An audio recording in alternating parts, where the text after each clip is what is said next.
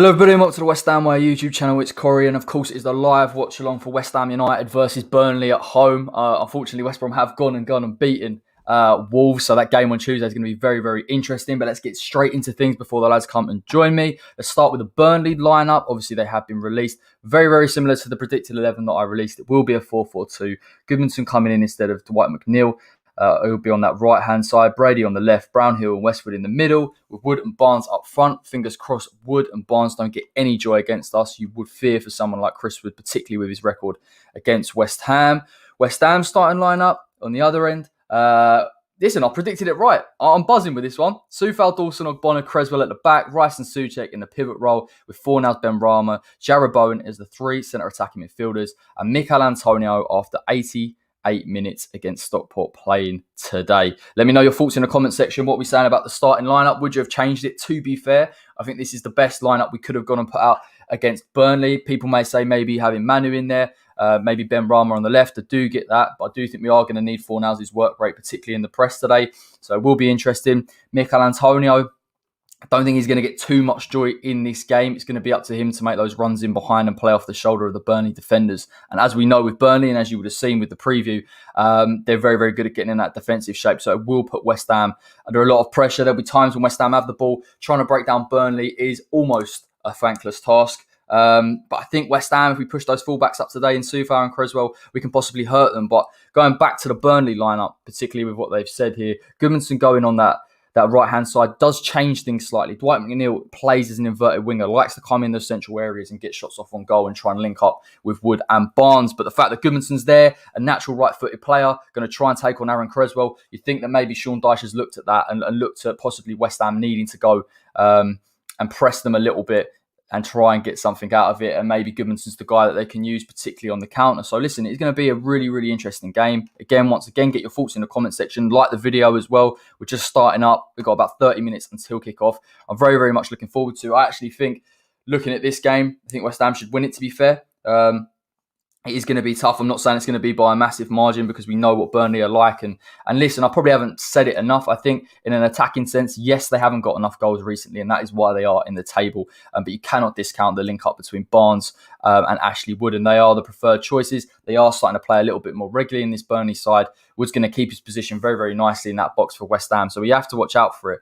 And also, like I said in the preview, don't expect Burnley to concede possession if they don't have to. They will push the two centre midfielders up if they can try and get a move in the final third, push their fullbacks on a little bit to get crosses in and try and hurt West Ham. So it will be very, very interesting. It will be a little bit of a chess match. You'll be particularly looking at that West Brom game on Tuesday as a possible game to go and get a result in. But obviously, they have gone and got that 3-2 win, so they are in decent form. Angus, come in. How are we doing, my friend?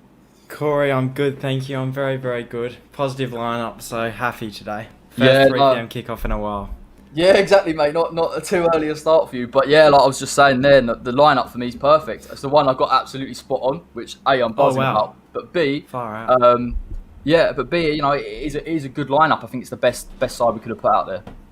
Yeah, 100%. It'll be interesting to see Benrahma playing centrally as opposed to the left, but I guess for the defensive work rate in Fornals, you kind of have to play him out wide. So yeah, interesting. I mean, against a very tough Burnley team as well. They're going to be really hard to break down. That United game was quite a tough test for United, and I think it'll be interesting. But if we get 3 points here, absolutely massive for the remainder of the season.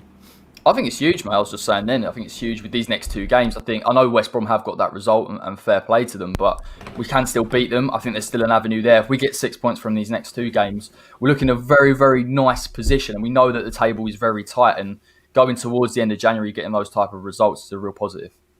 Yeah, it was quite interesting to watch Snod play for them. He played very well. A good game. He played very well. He did, yeah, he did.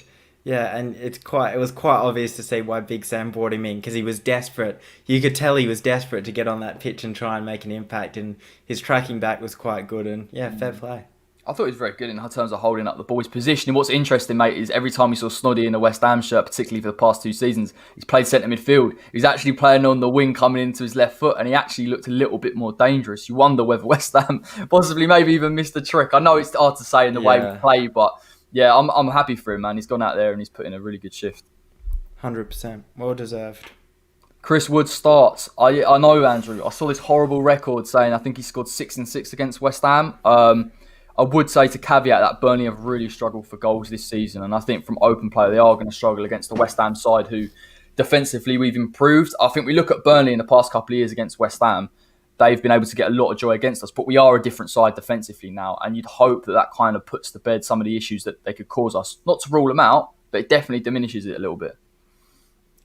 Yeah, he's quite the one against West Ham. I mean, it's in a way it's set up perfectly. I've watched all these previews, and his name kept getting mentioned, and FPL wise as well. A couple of people have accidentally left him in their teams, and it's almost like just waiting to happen. It would be so West Ham, but yeah. In saying that, I mean they had quite a shaky start to the season. They seem to have picked up a tiny bit. I think Sean Dyche has obviously always done bits with that Burnley side, but he seems to be getting them back together. I mean, that United performance was quite impressive in parts, and they've got that takeover now, so obviously there hasn't been an injection of cash yet, but even if you're talking momentum shifts within the club, there seems to be a bit there. So again, it's going to be an incredibly tough test, and it wouldn't be a surprise if it ends 1-0 either way. I think that's the way that the game is set up to pan out. Margin's going to be so small in this game, mate. Even in games when Burnley have got the result, they have been just 1-0 results and they're happy. And I think that's the issue here. Burnley, we know their strength from set pieces. And particularly in the past couple of games, I think West Ham have shown a little bit of a weakness from defending set pieces. You worry if somebody like a Burnley go and get a goal early doors, that they're more than happy to just sit back. Because for them, even a point, even if they concede late on against West Ham, is still a good point. Yeah, I mean, we were so good from set pieces at the start of the season, and in terms of attacking them, we've been fabulous throughout. But it was that Thiago Silva goal where you just thought, we got to defend them at the other end as well, and we've been caught out a couple of times since then. So yeah, I mean that's a threat as always against a side like Burnley. But yeah, I mean good lineup. So. Really happy with that. It's interesting, isn't it? The Dwight McNeil that I was pulling my hair about, because I did think I really rate Dwight McNeil. He is that kind of standout creative player in that Burnley side coming off that right hand side, and I think putting Gudmundsson in probably more as a more direct player is an interesting choice from Dyche. I wonder whether he looks at someone like Aaron Creswell and thinks possibly he can get at him a little bit more. So it'd be something definitely to keep an eye on. I think Gudmundsson played, to be fair, against Manchester United, so it does make sense to play him in this game after his decent performance. But we'll see, mate. To be fair, although I said I did get nearly the lineups right, these are probably the two teams in the Premier League that you can nearly pick the starting lineup for. But I'll take the win. It's a good thing, I think, when it is quite easy to predict a West Ham side, because it means that not everything's going wrong. Whereas, if you think about last season and the season before, that lineup seemed to be changing every week. And David Moyes has hammered down the consistency and consistency in lineup, consistency in results. Obviously, a couple of changes in there, but it's fairly the same. So I mean, I'm excited to see what Ben Rama can do as always. But I think this game is perfect for him in terms of. It might only come down to one goal, and he'll be our creative outlet in a side that, will have Bowen tracking back quite a bit, Fornals tracking back quite a bit. And the other thing is it'll be interesting to see how much the ball we let them have, because we are quite a side that loves to give the possession away and then hit teams on the counter. Whereas I fear that if we have a tiny bit more possession, we're going to struggle to create. A bit like the Stockport game, albeit, in quite tough conditions. I think, it'll be interesting to see how that balance plays out. Someone asked me if I'm ex-WH employee. Of course I'm not. I just saw that. Don't worry. No, I'm not. I've got absolutely no clue about transfers as much as you lot do, until X, of course, reports of them. I was just saying, you said, mate, I think once Burnley get back in that defensive shape, it's crazy. I see it. Even I would rewatch the Sheffield United game. It's so interesting. I think people think of them as a team that concedes possession, and no doubt West Ham will have the lion's share of it today. But the minute they lose the ball, Burnley's ability to get back in shape is ridiculous. And it's kind of odd, isn't it? Because normally in games, I'd say we need someone quick on that left-hand side. And Ben Rama isn't quick, but we know he can beat a man and take somebody on. But I think Fornals, particularly with his pressing, Bowen with his pressing, I think if we can catch Burnley in possession here, we can catch them out of that defensive shape. But like I've said, Sean Dyche drills that side incredibly well. So, I mean, West Ham have to take that chance and have to be decisive. And we always sit here and say we're that team that needs to hit teams on the transition very, very quickly. If we play around and we take too many touches, it sort of falls apart. But with the starting lineup, mate, we are primed to do that in this game. Yeah, I mean, I'm just having a look at theirs, and yeah, Goodmanson obviously an outlet, Brady as well, quite good at times, and then they've got the kind of solidified defense: Pope, Loughton, Tarkowski, or Tarkowski, Ben Mee. Ben Mee is the one that we need to rattle him. He got rattled when Arnie played these guys a couple of seasons ago, and that is something that needs to happen because he's so solid at the back for them. And if we can put pressure on him, then we can put pressure on the rest of that team. And nick a couple of goals. But you never know. It's always, again, I said 1-0 potentially, but in games like this, you just don't know. It could finish 4-3, and again, the interesting thing I think from minute one, you said, and you've done your research more than I have, that West Ham will have the lion's share of possession. It'll be interesting just to see how that pans out. First 5 minutes, first 10 minutes, to see where our creativity is going to come from and whether we're going to try and hit them on the counter or whether we're going to try and create on our own. It almost feels weird not having someone like Sebastian Haller in that starting 11. Or let's not go there. On the bench.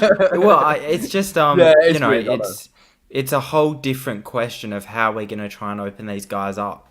We'll just have to wait and see. That's such an interesting dynamic. I think we've heard as well that the Boulaye Dia thing, obviously that will rumble on, I guess, from what I've heard. But Moyes likes Odebeku, which is a really, really positive sign. And I'm not saying chuck him in because he's young. I spoke to Dan with this on Thursday and said, but it is a good sign that he trusts someone like a youngster possibly to bring on, give West Ham a different look. But without further ado, let's bring in the two guys that I've left in the back. Of course, it is Dennis Watling. Dennis, how we doing, mate? I'm all right. Fantastic. And Charles, by popular demand, is back. How we doing, Charles? Hardly. Cheers, mate. Darius has been doing his nut in the chat. Darius is saying, where is he? Bring him in. Of course he has. I'm glad he's watching from work today, so appreciate the support. Top man. We just covered the lineups, lads. I mean, for the West Ham side of things, I think it's the best lineup we could have put out, but what are your thoughts on things? Yeah, both teams have put out the strongest lineup they could have. So I'd say both teams have really put out the strongest lineup they could have. I'm still sticking with my prediction from the other night, Corey, that both teams to score, but this is just the game that for me, Burnley's always just that team that we don't do well against. They're our bogey team. I reckon I'm still sticking them up what I said beforehand, but both teams to score. Fair. Charles? Yeah, just like Dennis said, probably the best team we could have put out. Dawson still in the team and deserves to be, in my opinion, just based on his recent form. Getting Fab back in the team is good, puts a bit more stability in the goal. Our three attacking players look like they could do some damage today. So overall, really good team selection. I just hope that Moyes has told them to actually give it a go, unlike the Brighton game where we just held back, sat back, let them have the ball, and just basically let them have possession and have their chances. Yeah. Well, you won't be doing that with you hope not. So let's hope that we can be a bit more attacking today, and let's hope we can break the Chris Wood curse. But we'll see. Oh God, yeah. I think it's 6-6 for Chris Wood. The only caveat I would say, Burnley have struggled to score goals. If they win this game, they win it by a 1-goal margin. But again, like you said, Charles, trying to break down this Burnley side, and we saw against Stockport, trying to break down a side that sits deep is not really our forte. So it is going to be really interesting to see, particularly how this game plays out, and hopefully we don't get hit by somebody like a Chris Wood, because again, Burnley are fantastic from set pieces. That's where they'll get their goals, and we have struggled recently from defending set pieces. So it's going to be an interesting game, but you feel that Burnley, West Brom on Tuesday, I know they've won against Wolves, and I did watch that game. We can get results from both of them, in fairness. I know Dennis is sceptical, and quite rightly, the way we played against Burnley recently, but I'm feeling positive. Burnley are just our bogey team. It's like it's like Everton a couple of years ago, wasn't it? Well, yeah, it's like while I was growing up, it was my dad's a United fan, so for them it was always Middlesbrough, always a team that United, no matter how well they were playing, Middlesbrough would come up and just fuck their shit up. Burnley are our team in that instance, where it's just a team where it just falls to, either it falls to pieces or it doesn't quite go right. Like last season away, fell to pieces, mainly down to Roberto. at home, scrappy 1-0 win. They had one lucky chance. We didn't take glorious chances, and they just won. Like the Burnley are that team that we're like that against. We haven't beaten them. When did we last beat them? Was it Pellegrini's first season? That was the Pellegrini's Arnie first season. Yeah. Where Anderson, remember that was the game where famously everyone was like, "What does Anderson do?" And then he, scores 2 goals. Two goals. So that's when Anderson first came into form. Before then, under Billick, we beat them twice that season. Other than that, we've always done crap against them, really. I remember a couple of years ago, a lot of years ago, when we beat them 5-3, and I think we were like 4-0, 5-0 up, and they got 3 back in the end, and I was like, yeah, we were 5-0 up and just switched off, and they. I remember, mate. It was like the softest, slowest comeback. It was like in slow motion. Nugent, all the time in the world, just nodded one in, and then suddenly it was like, okay. Yeah. Burnley are also the team that nearly caused an insurrection at the club as well, so we always have fond memories of that. It didn't even kill for that one. God. I'm looking forward to it, lads. We've got a pretty old schedule. Touching on Odebeku, you mentioned just before I came in. As much as I'm really glad to see young hungry talent coming on the bench, I just worry that if he impresses it, that's going to be the out of like why we haven't signed Daka, that's a fair point. or whoever. It's going to be, Moyes the manager's happy with the squad, and then we're just one Antonio injury away from throwing someone in the deep end or trying to play another winger as a striker. So I wouldn't normally I wouldn't agree with that if I didn't know or what I've seen from this Dia deal, where it seemed like everything was going in the right direction very quickly. Now we're hearing it's going to be left to the last couple of days, and you do worry that something will happen and an excuse. This is going to be like next year's quiz. It's going to be Sullivan shithousery, new edition, the Dia saga, or January saga. It's typical West Ham though, or typical Sullivan to leave it to literally the last couple of hours to try and get a bit of desperation in on their from their perspective. If 100%. he wants to leave and he's getting that Premier League interest, and it comes down to the last couple of hours, and they're thinking, shit, he might not perform for this club if he wants a way out, and suddenly the deal drops. Whereas now it's like we're the ones desperate to get a player in. So typical. Yeah, I don't think I wouldn't expect any sort of deals to get done until the 31st. Well, it's like some of the names I've seen us linked with in the last couple of days. It's like they're just throwing names out there. Like Milik is heavily linked with us. Oh God, that's never going to happen. I don't think. I don't know why that keeps creeping up. Piatek, Giroud, Claret and Hugh. Claret and Hugh. I mean, you saw my rant on Friday night about this. Thursday, I think it was. It was Thursday. Where like he signed for Frankfurt 2 hours beforehand. Immediately, oh yeah, we tried for them. Oh fuck off. Yeah. Fuck off. Yeah, Jovic. You're talking about Jovic. Like later in the window. Oh yeah, it's emerged that we tried to sign this guy. It's like they were handed that information. So just to say, it's so clear. Fucking hell, or they had that one lined up of like immediately as soon as it was announced, he signed. Right, we'll say that we went for him. It's like, why did you not report that we were looking for him beforehand? It seems to be that I think now, like what we're seeing is almost like a split between the type of rumours we're getting. Like the transfer show I covered on Thursday, you got Armstrong in there, Tony, people that we know possibly Moyes is looking at, and then you get the silly names: Graziano Pella, Olivier Giroud on loan, Jovic on loan, and it's like, honestly, I hate this. Is why it's such a silly season, and it's annoying because they prolong it way further than it needs to be. I thought the Dia deal, by all accounts, he wanted to come to West Ham. We've got the money there. We know we've got the money from the Allaire deal. Go and get it done because. We spoke about this. You play Antonio regularly, particularly with this congested fixture list. If he gets an injury for whatever reason, probably not a better. Like we played Doncaster. Let's be fair. You'd expect to win that. I'm not going to say we are going to win that game, especially after Stockport. But you expect to bloody win that game, Yeah. And then we play United or Liverpool. The FA Cup's going to become so quick and fast in the early goings before you get to quarterfinals. We get spaced out. It's like it's just the strain on some certain positions. I mean, but we don't really have that rotation option for Antonio at the minute. Well, mate, we're literally playing Saturday, Tuesday for the next 3 weeks. So, like, you know what I mean? That's a mental fixture list to have with only having one recognised striker and a youth team striker. But I'm sure we'll moan about it. They come in and just do a madness, but let's be fair here.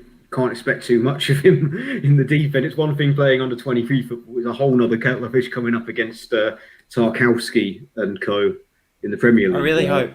I really hope we do get to see a bit of him, though. I mean, if you think about the likes of who he was playing with at United, Mason Greenwood, apparently it's come out that he was virtually on par in many aspects. Obviously, Mason Greenwood's firstly, he's inconsistent, and secondly, he's still got a long way to go in his development, and he's only really shone through because of the game time that he's had at first team level.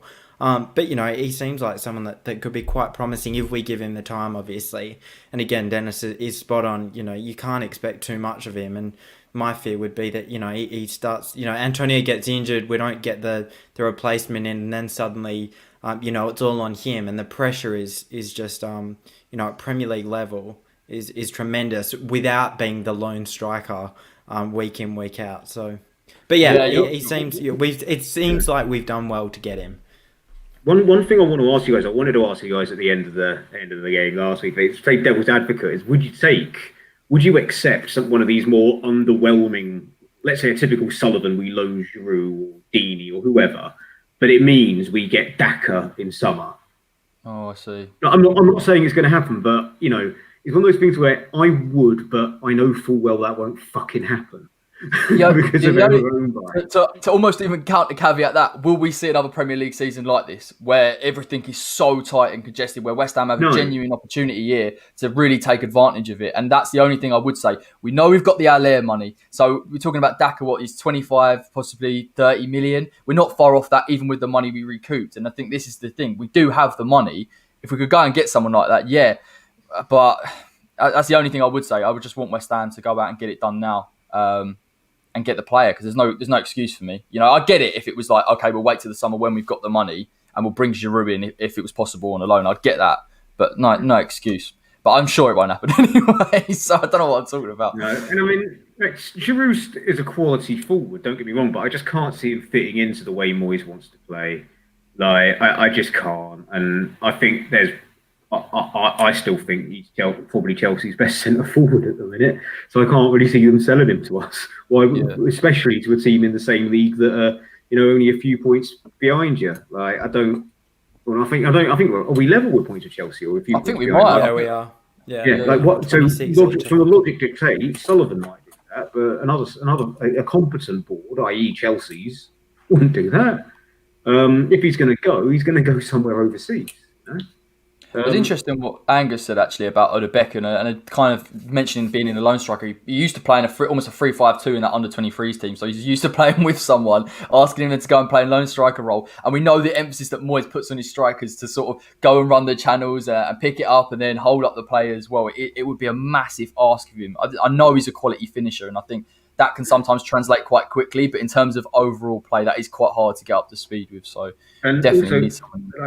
A tweet I put out the other day, which got a bit of traction, is like, do you remember when Freddie Sears scored for us on his debut off the bench?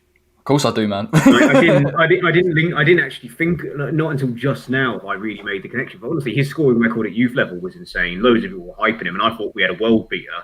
He then nearly scores. He hits a post against Everton the next week, and then he doesn't score for 3 years for us. Yeah, like we putting too much pressure on a young centre forward with a great scoring record in youth level. I hate saying stuff like this because it's trying to diminish actually the role of football in general. But he was very slight in his stature, and I'm never ever going to do it. And you see Dan Kemp go to Leyton Orient, I think it was yesterday, exact same type of thing. I think Odebeke physically is a decent stature, but you didn't rate your cousin then, Corey.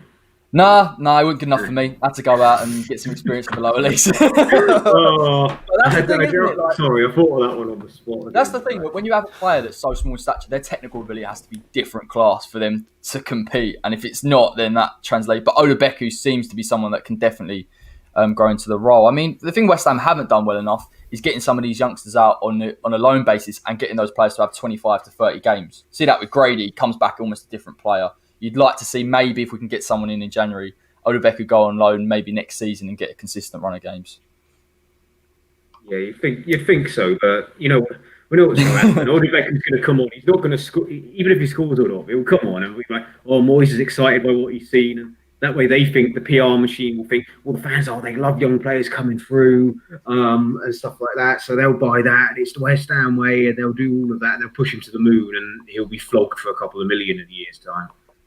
First bid that comes in for him in summer, they'll probably go, money. Yeah, listen, I wouldn't be surprised. So even if he does well, they'll push that to the moon, and then he'll probably go somewhere to no. And then, if he doesn't do well, he'll be sold to someone in the Championship and absolutely smash it. Right? Yeah. His talent level's absolutely undeniable. I think Angus said it about being in that United academy. So it'd be interesting to definitely see his progression. It's interesting because quite a lot of times over the years we've signed strikers from youth academies and just never heard of them again. Like I remember, I think his name was Dixon. There was some Spurs guy. It was some guy we signed from Spurs under Zola. Harry Dixon. Yeah, Harry Dixon, made a really big deal of him, and we never heard of him. Apparently, he got released from Spurs after a knee injury, and I think that just changed him. Also, another player, although he weren't from a big academy, from Ireland, that everyone made a lot of noise about when he went out on loan was Maguire. Sean Maguire, who went out and had a good scoring record back in Ireland. I know it's a different thing. It's good to see someone actually getting at least onto the bench now. Mate, recently it's Cardozo, isn't it? Cardozo coming in. I've never seen him. Cardozo, kind of bought. Everyone was like, "Oh, 5'10", 5'11" centre back. He must be really good then if he's that small and he's a centre back." Yeah, we haven't. 5'10", 5'11" small. Charles, I didn't know this was a dating website. For a centre back, it is. That's my height. 6 foot only, please. So many other times we've had young players like Oliver Lee and Elliot Lee. I mean, the Oliver Lee had a good, championship career. I think he's at Luton now, but Elliot Lee was hyped, and I think Allardyce brought him on for his last ever game, thinking, screw it, the fans have been shouting at me to play this guy. I'm just going to play him for 7 minutes. But sacrificed his career as part of an extensive run of West Ham youth players. It's a bit colder near Jacob, so I can't wear the short sleeves today. So got the long sleeve on. I might put it on at half time if we need a bit more extra support. But I was going to say, Corey's interested in last season's. I've always had this, but I just get a bit casual and just go, I'll just come on and just say him a bit. I make an effort today. Corey's normally dressed up like he's about to go clubbing. I think what the internet calls the Stone Island cuz. Have you ever seen the meme where they attach the Stone Island to the shirt? That'll be me. Look, we need to Photoshop. That meme of like the lads on their night out. Oh, that is so funny. We need that for the show before we come on. Corey's the middle lad, like the big youth. Oh no, the one that's like.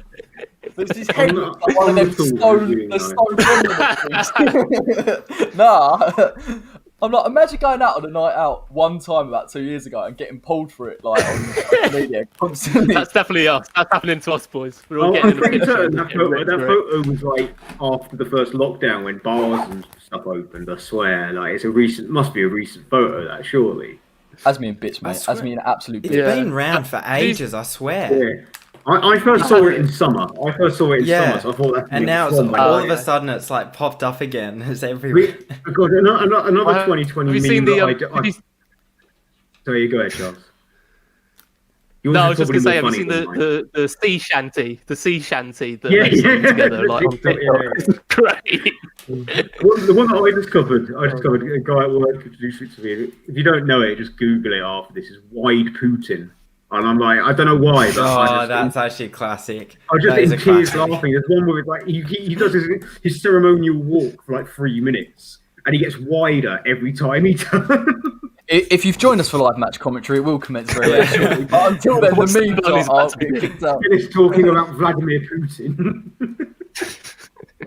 Bit of light-hearted humour before the inevitable difficulty in trying to break down a Burnley. Oh God, yeah, we need it. Was it Brownhill? Brownhill was going to have an absolute worldie on because I think he was one of the ones we were linked with and tried for last January. For me, he's a bit of a Moyes player, to be fair. Right, come on, West Ham. Let's have He's another one that we tried. Yeah. From Bristol. I think it was Bristol. And I've just kicked off. Same, mate. Look at that. Perfect. We're nearly in sync. We'll probably fall behind. Perfect sync today, boys. Burnley's away kit is very Arsenal away, so That's a bit naughty, wasn't it? yeah, Oliver's looking at God, it. already bringing on It's not Michael Oliver. It just looked like him from far. Kavanagh. God, that looked a bit nasty. Who was it on Rice? It's Josh Brownhill that did it. Who was also down. Oh, Brownhill. He looks like one of the lads from the meme, to be fair. Oh, that's nasty. I'll be honest with you, I think Brownhill's come off worse there, though. I literally just missed it. What's happened? It just what? Rice's forehead went into Brownhill's temple, and Brownhill's having. Do you know what? There's a lot of that. There's a lot of that going on now. Yeah. It's almost a matter of that. That's the one challenge where sometimes it's regardless of who gets off better. It can just be a loss because they have to go through the whole concussion protocol, and they're so strict on it these days. But they both seem to be fine. Yeah. He's walking off now. Rice's forehead into Brownhill's temple. So there's only smiling one Brownhill, so he should be all right. Rice was just laughing it off. Dyche is finding it hilarious. He's doing that thing where he covers his mouth. That's not a face mask, mate. But... It's better than Sam Allardyce's method. Oh, yeah. Sean Dyche just okay. He's just not wearing a face mask, whereas everyone else is. Moyes doesn't either, to be fair. At least Allardyce wears them. Allardyce is actually more face. Allardyce was like one of the only ones who wore one, to be fair. Yeah, Allardyce is more in line with the government than any other manager. I did love, again, don't want to bring policy, but I did absolutely love the fact that he made a big song and dance about voting Leave, and now he's complaining he can't sign players on loan because of work permit issue. Well, you voted for it, mate. High tempo game actually so far. First couple of minutes. Yeah, from Burnley as well. Oh, well dealt with. Craig Dawson. This is Craig Dawson's game, man. This is for Craig Dawson. This game. Yeah, it is. Craig Dawson's in my fancy point. I'm going for the double. Double points. It's not so much Dawson. I didn't have enough money for Bonner, and I just saw Bonner scoring from corners. But you never know. I think Craig Dawson's got a chance of scoring it. Go on. Yeah, that's what I was thinking. I had 0.2 million less for away from getting a Bonner. So Dawson. Go on, Mickey. Yeah, that's all right.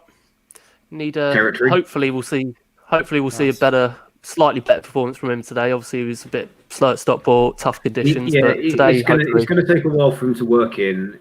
He's not going to be able to fill all the plugs that we're missing from Pala, and people need to be patient with him. And at the same time, I do worry about the over-reliance. Well, you look at his goal scoring form after lockdown. You know, he started poorly, but as soon as he gets going, that's when he's good. You know, when you give him game time. It was just the first two games, and even to be fair, I remember I wrote an article about it saying how shit he was up top on his own, and he needs Yarmolenko playing in a 10 because Lanzini's being ineffective. That's not been a good take, has it? Against Wolves and Spurs, he was diabolical. It's just Chelsea he came into his own. Who's this, Yarma? No, Antonio. I an article basically saying Antonio's too isolated up top. And Lanzini's not really supporting him. So either start Yarmolenko up top, or start Yarmolenko as a 10 behind. I'm liking Sullivan making some of these overlapping runs. To be fair, if we can find him, try and get him behind here. Moyes giving some Scottish slang lessons to Soufal on the sideline there.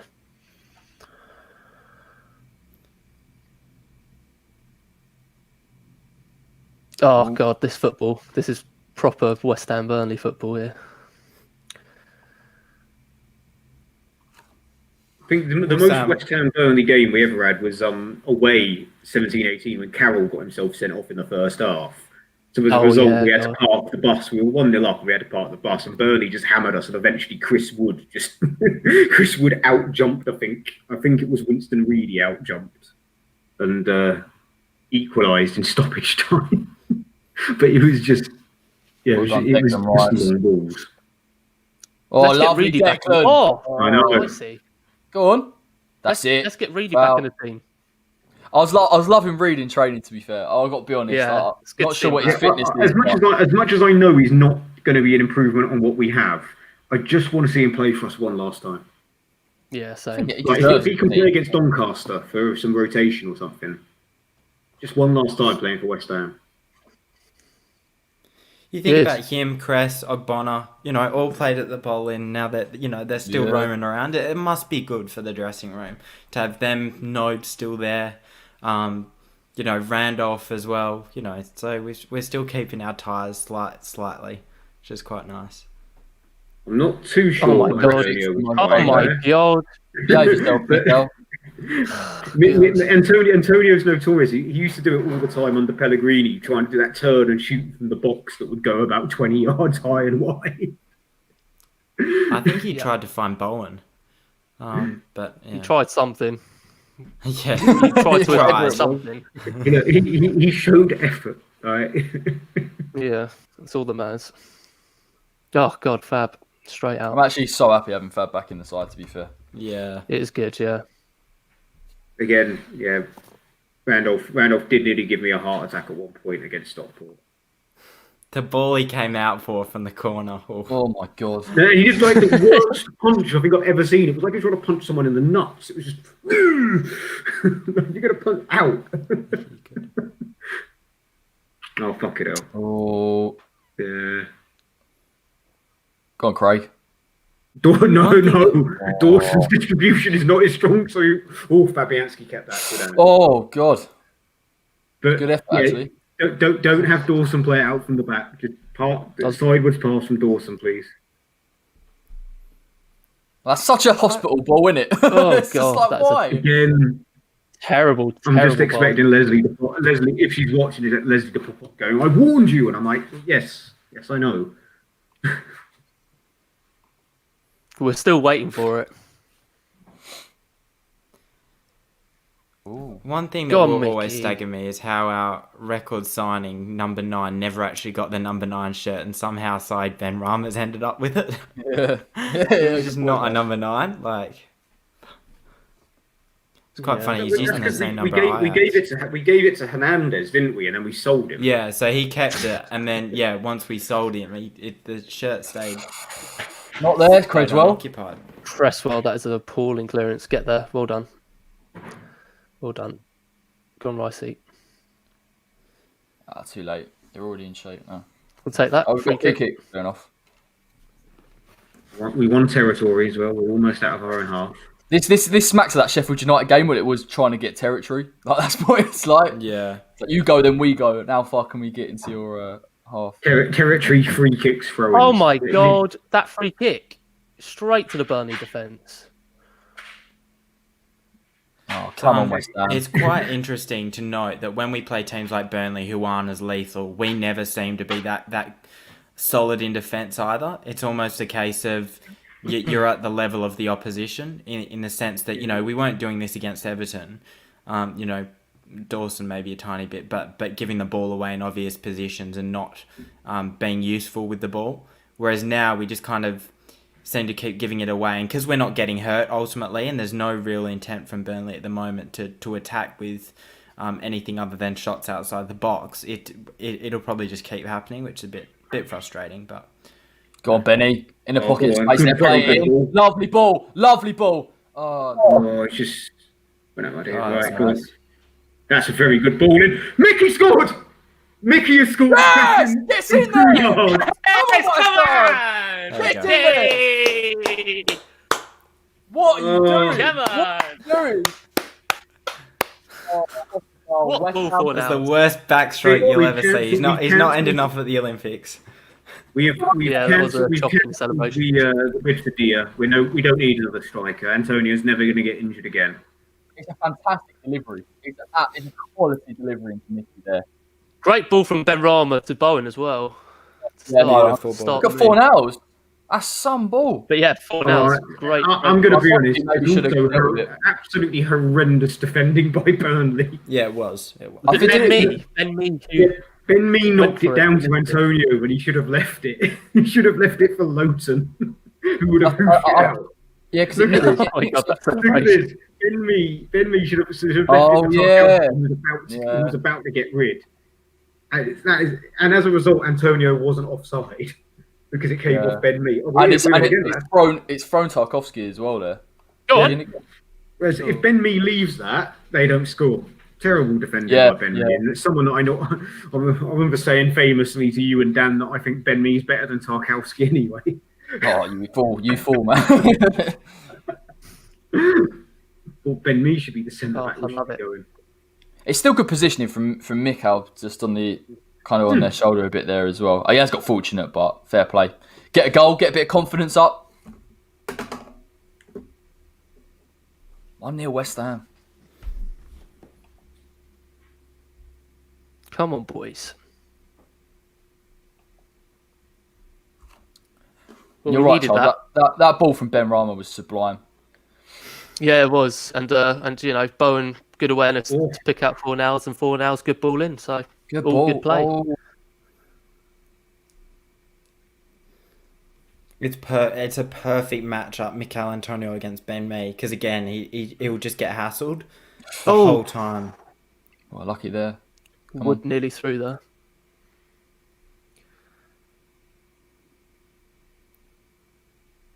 Ben Rama in that pocket of space. Go on, Craig. Go on a run, son. Go on a run. It's not a no. Could have scored it ends in a Burnley goal kick. It wasn't a bad ball. It ends in a Burnley goal kick. Yeah, it's not the worst ball he's ever done. Well done, Mickey. Good stuff, fella. I love that Charles is just praising Mickey like he's his pet dog. Well done, Mickey. Good boy. Well done, fella. Mate. To be fair, he's anticipating something. I've just seen the celebration. I didn't even see that before. Oh, it's not great. It's not great. I think that's the worst one he's ever done. That's got to be his worst one. It's definitely there. Then, to be fair, all of his celebrations are normally pretty good, like the Macarena, the Homer Simpson thing. But... At least he didn't break COVID rules. He was swimming by himself. I'll say that to him. I'm all, again, anyone watching, I'm all for the guidance and things like that. But if you're going to ban hugging them and celebrating, you're going to have to ban tackles and going up for headers and marking at corners. It's the same principle, isn't it? Yeah. It's also kind of hard to justify banning that if you're still going to be climbing over each other. And rugby's still being played in the UK. So how are they going to do a scrum? Yeah, it doesn't make sense at all. But... Yeah, it's an attempt to blame footballers for something because for people not following rules when they're trying to blame Marcus Rashford for something, amongst other things. Yes. Go on. No. Come on, Ben Rama, have a shot. No. Loving Souček playing a bit further forward. Ben Rama does a flick, realising no one's there, and then still has time to collect it. It's beautiful. He's playing within the space so well, Ben Rama. Yeah, 100%. Oh, that's just... It's almost the ideal game for him in a way, having a 4-4-2 and just playing between the lines. Go on, Bowen, look at that work rate. Great tracking back.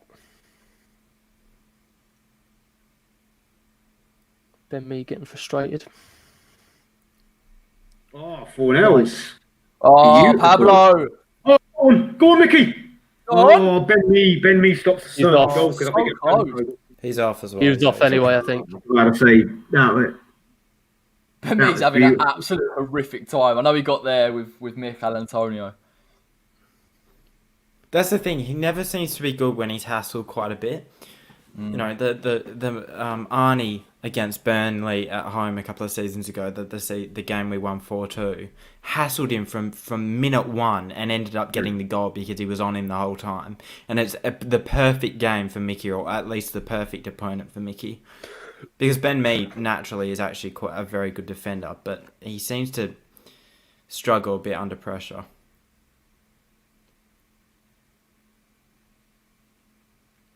Go on, Craig. Dawson's won a free kick.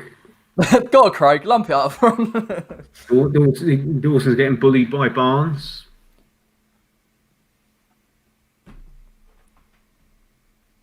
Some ball from Ben.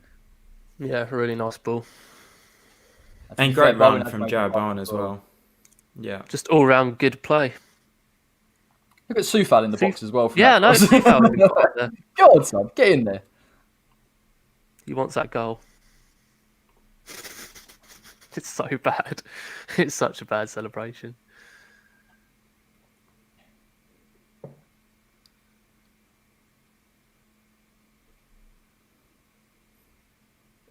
Why are we playing long from the free kick? Go on, Og. That's Nice. Literally. Lovely. What was that? Yes, fab. Oh, lovely, Mickey. Go on, yeah, brilliant. Go on. Oh, Go for Benny. it. You're in. Shoot. Oh, too long, Benrahma too tries long. to run through people instead of passing Yeah. it. Again, It's another too thing I long, was warned about when we signed him. Oh, Signed him. no. He has a habit of, Yeah. he has a habit of Give it a running, trying to rest. run through people instead of passing. He has a habit of being a human being and making mistakes. God, terrible. I know. How dare West Ham players make mistakes? Plot twist: he is the new target for West Ham football. He's the new Allaire. He's the new target for West Ham football. Not Yarmolenko, not Fornals, Benrahma, to justify us not signing him permanently. Pressing very well here.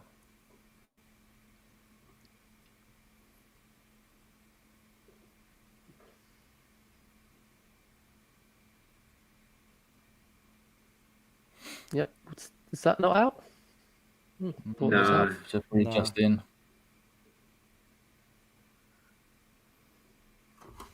Don't want to replay of the Man U incident.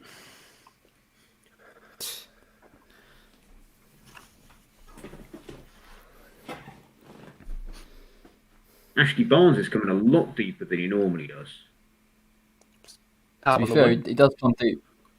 Cress is quite Yeah. exposed Oh, on that Og left-hand Bonner. side Beautiful. of it. That was beautiful, Og. Nice, Mickey. Love how calm Souček is on the ball.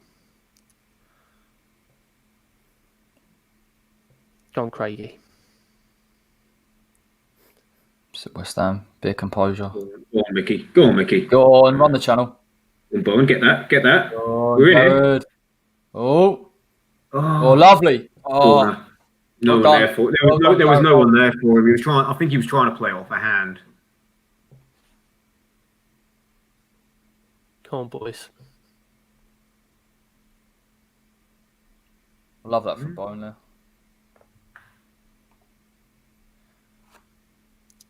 It should be Is it his interesting. hand? Guessing it wasn't a penalty. They don't give it these days. They changed the rule like a month ago. Oh, no, not quite. Not quite, Angelo. Unlucky. I'm just glad Mark Noble hasn't taken corners. That was also painful. Yeah, it's tough when you can't beat the first man. Oh, that was shocking.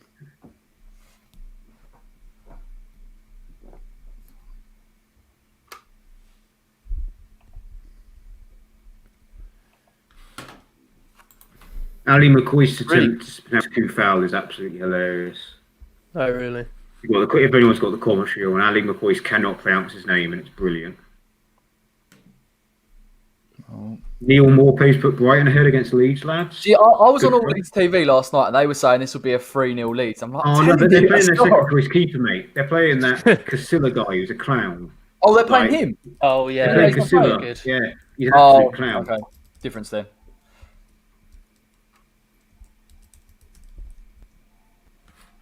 God, he's Roberto level, to be fair. Yeah, I'm in my uni mates as a Leeds fan and a Brighton fan. And the Leeds fan has just said congratulations on your 3 points. She just sent a screenshot of the lineups and said, with him in goal, we have not got a chance. It is. I still think he's a better keeper than Roberto, but it's the same sort of stigma in the Just about. confidence goes, and it's a case of, we're going to have to score 4 to win today, sort of situation. Interesting idea for Nows. Not quite. It doesn't work out at all, man. But Can't No. turn it over going cross goal. right across goal. Unorthodox from one, but we'll take it. Go on. This is where you get. This is where you get. Release someone, good lad. Go. Yeah. Kufau in beyond. Mickey, you've got Kufau. Go! Oh, Jay boy, was- Kufau over. Yeah, that was the wrong right decision from Antonio, but it's one of the things when you're in the moment, you can't see over his shoulder at Kufal, but he can see Bowen on the run. Like, yeah, it's just because it's exactly. a ball, isn't it? Really. have you seen that? Bowen is aware of West Ham clips and knows that he's called Arjen. Oh Bowen. yeah, it's class, isn't it? Yeah. Well, I don't think really? I don't think me comparing him to A-Rod by calling him J-Rod is going to catch on, lads. But No, I think you might miss the boat. but you probably don't know who A-Rod is, do you, Corey? I think I actually do. Is he a baseball player or just He's a legendary baseball player. There you go. Ben Rama. Go on, Benny. Go on, son. That's it. Back stick. Tarkowski's just too big. Yeah. Tarkowski's just too fucking big. Behind. Against the law, how tall that man is. Benny's having a good game here. Perfect opposition for him. Because Burnley are quite a slow team. You know, Benrahma's not the quickest person, but he can get that flick round you to get that pace. I mean, I'm just so glad we're starting our more mobile attack with Bowen and Benrahma rather than a Yarmolenko and a Benrahma.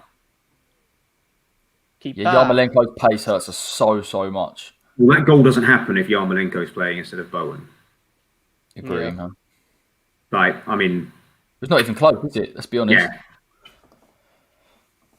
Oh. What were they looking at there? Didn't really get that. Kufal, I think, had a tug back on Brownhill. It was just the turnover from the Fornals cross across to Sufal. I think they were just commenting on it. Doesn't look like anything there. Oh, there he is. Potato salad.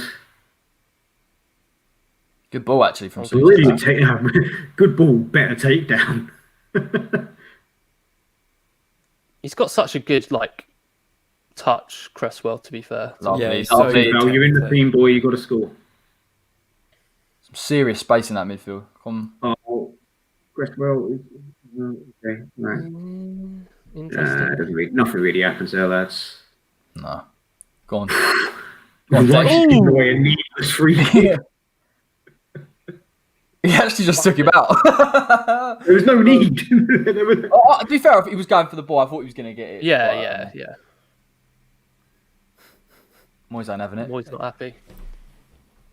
Well, he got the ball, and to be fair, the only reason it's a foul is because Barnes didn't jump, so he was playing the free kick, but perfect against someone like Ashley Barnes to let him know that you're there, because usually it's Barnes trying to play the physical the fact that Alan Irvin's wearing a mask, but Stuart Pearce is just wearing it over his chin. On his chin. Kevin Nolan just don't care. Nolan, no more.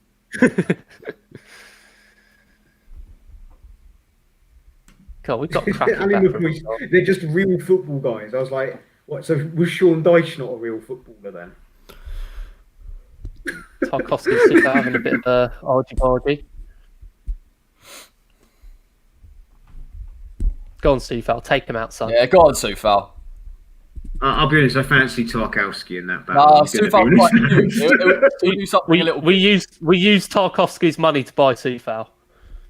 What, the 1.5 million we played in the first instalment? Yeah. There's no way we were going to pay 35 million for a Burnley centre-back. This is interesting. Burnley Chris Woods. There is Chris Woods. Yeah. This is his Stick Dawson on him and just say, Dawson, this man does not leave the air, okay?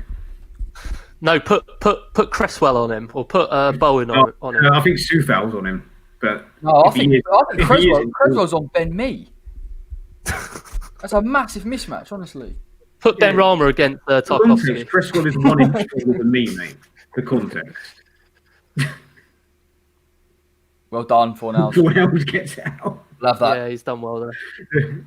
That's a corner doesn't get past the first man. Brady's normally a good corner taker as well. Good set piece taker. Mate. Never forget his goal at Euro 2016, mate. That was amazing. I remember when he was at Hull and he played West Ham. He was one of their best players, to be fair. Remember he cheated, he dived for a penalty for Hull a couple of years back when he was playing us. Yeah, that was when they first got promoted, when Abdullah Faye did a big piece saying, I was told I wasn't good enough for West Ham when they got promoted, I'm going to prove them wrong, and he kept a clean sheet against us. And it was like, well, maybe we should have kept him. Maybe he did have a point. Solid Championship centre back, Abdullah Faye. Yeah, solid Championship centre back, and we replaced him with Ginge. I mean, good lead. Was he expecting? Right? No. Oof. Come on, boys, Burnley getting regroup. on the ball a little bit more. Oh, yeah, good. Can't let Goodmanson get a ball in. Good lad.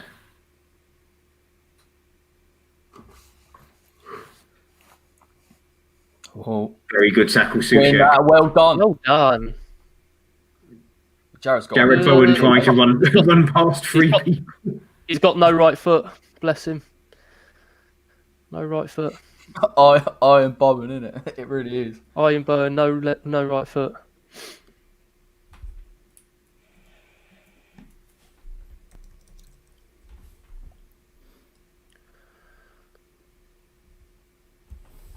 Oh. Ooh, Fornals had no intention The to get low the ball coming there. forward. Deal with that. Hang on. No, Clear it. Get rid! Well done. he does. Don't worry.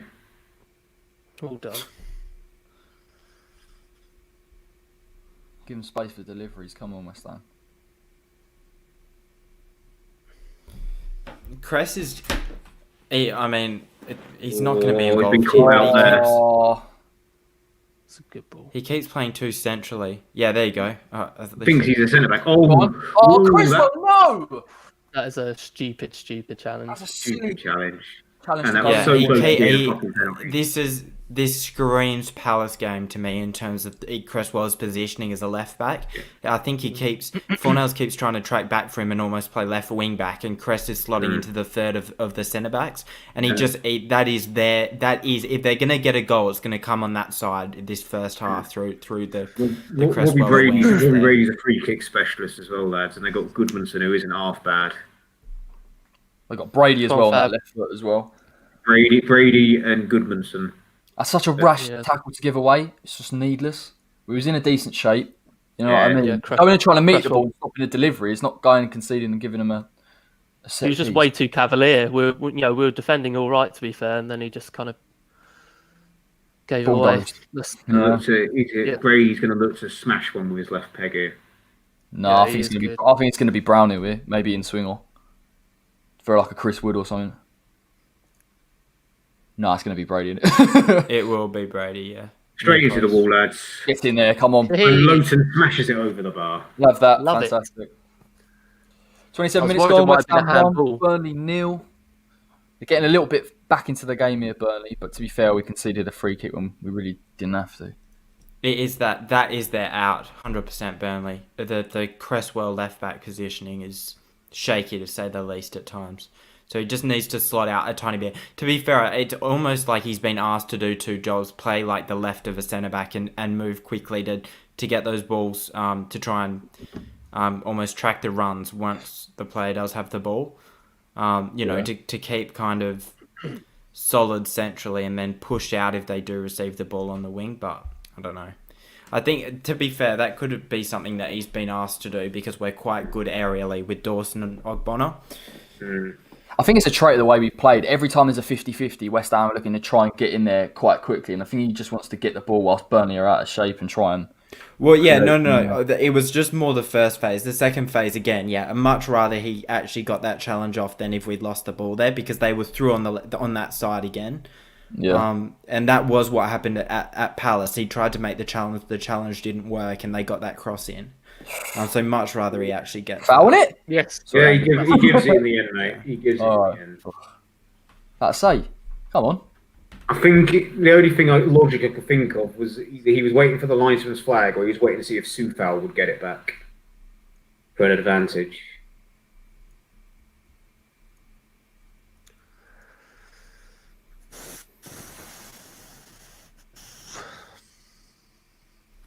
Still not comfortable with just 1-0. I really feel like we should be trying to go for another goal. I'm barely comfortable with 2-0 Especially Charles. Burnley.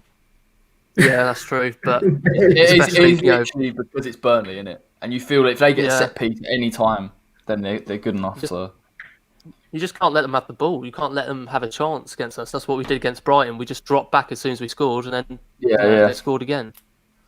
Come on, deal with that, Angelo. Lovely stuff. Well done. Go on, Craigie. Go on a run, son. I'm happy with it lumping him upfield. Smash it up. Moyes has definitely told him. Oh, go on, Souček. Oh, go on, Cresswell's in. Someone, fucking too late to give it, Cress. Yeah. Too late. Soufal coming really central here. Souček steps over the ball. That was not his best moment. Oh, well done, Declan Rice. Not well done. It was a great I think position. he was expected 4-0s to get onto the ball, and then 4-0 just stopped because he thought Rice was going to get it. Cress to push up, I think. Go on. Ooh.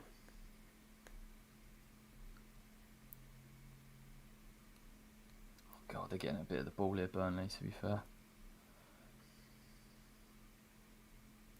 Soufal, when you compare him to Cresswell in terms of positioning as a right back compared to a left back, like he's such a tremendous signing for us because they do not have an out down that side. Well won. Souček, have a shot. You Come on, mate. And Ben Rama ends up giving a free kick to Burnley. That's not running. He's Stop running. He's bought that, Peters. Soft, isn't it? Souček. Better ball, and we would have been in there. Great positioning from Soufal, though, wasn't it? To win that ball. No, he positionally he's just so solid. Yeah. Souček keeps trying to do too much with the ball centrally as well because he's looking to make the run into the box. So he's trying to figure out who the outlet is so that he can actually get up rather than moving it directly forward. Because Ben Rama's usually providing the option from central, but he looks to go out wide, which is, I don't know, we were on about 10 minutes ago centrally and he tried to play it out wide, which, again, he just wants to get in that box. So Thought there was a foul. That is a foul, surely. Ref, come on. Oh, careful here with that. Careful with trying to press up there. That was one. Oh, no! Oh, my God. Flag saved us, I think. I don't think it's offside. I don't think it's offside. Cresswell. It was not. It was a Cresswell own goal, so. Oh, I think it was offside. He's in my fantasy team, so that's complacency, lads. That's complacency. Is it the goal or no? I don't know. Offside, it looked to be Cress. Yeah, it was. No, but the guy was offside before he even ran. Okay.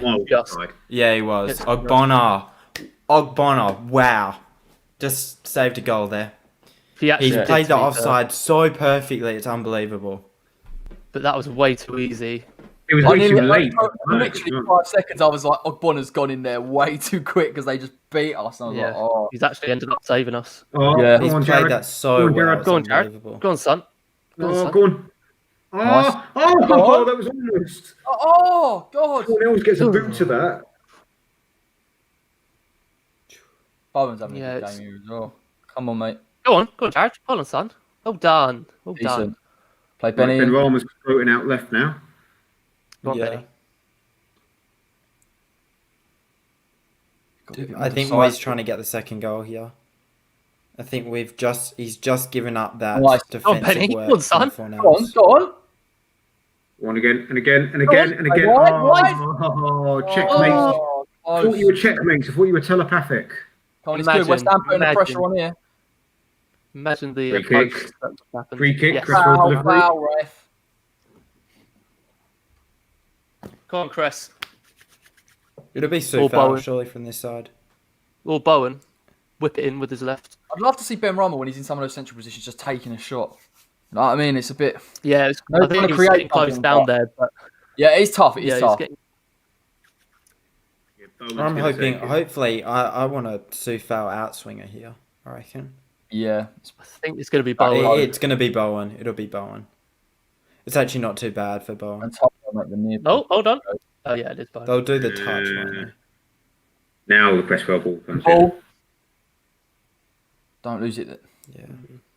Okay, we're fine. Go back to the keeper. That is the West Ham way. That is the West Ham way. Back to the keeper within 10 seconds. That's the West Ham way, man. Get it. To be fair, I'd much rather that than being hit on the counter. Oh, go on, well done, Brilliant. Well done. Give it to Bowen. cut inside. I'll take him on. Go on, Jared. Right. Use the right. Well, corner. Right, corner. Come on. Very Pressure's good. on. That was very good positioning by Peters and Burnley there. I've got to give him credit. It was good from Bowen as well because they were all expecting him to go inside on his left and he's bluffed him. So Great take from Fornals as well. yeah. Come on, West Ham. Settle it down a bit here. Look at Mickey. Mickey's just causing mayhem on the. He's doing the Nolan, isn't he, on the goalkeeper, or at least in and around. All you got to do. He actually loves it as well. You Oh, can tell he's- Oh! Oh, that was so close from Ogbonna. Bonner's hit the post or the bar. Or From the both. flick on as well. Couldn't deal with it, Burnley. We're still on, surely. Good ball as well. Go on, Jared. Oh, that's a great goal. Cut in. Oh. Too much. Oh. Ooh! Unlucky ball. And so Mickey's claiming the corner. Oh, Pope's Mickey. telling him to fuck off. I think it is a Burnley goal kick. Good. It was a great flick on there. I need to watch this again, and it's so. Foggy. Look at How that, is that not Declan gone Rice. in? Declan Rice with a flick on. Might have been me who got the touch. I don't know. It was me, yeah. It was. Was it me? Yeah, I think. Yeah. Yeah, it was, wasn't it? Well, it looks like it. Nearly a I wouldn't million take goal. neither. Or, well, combination, I think, actually. God. Bit more of an exciting game than I thought West Ham Burnley was going to be. Yeah, no, blimey. Go on, Creating boys. Keep going. chances.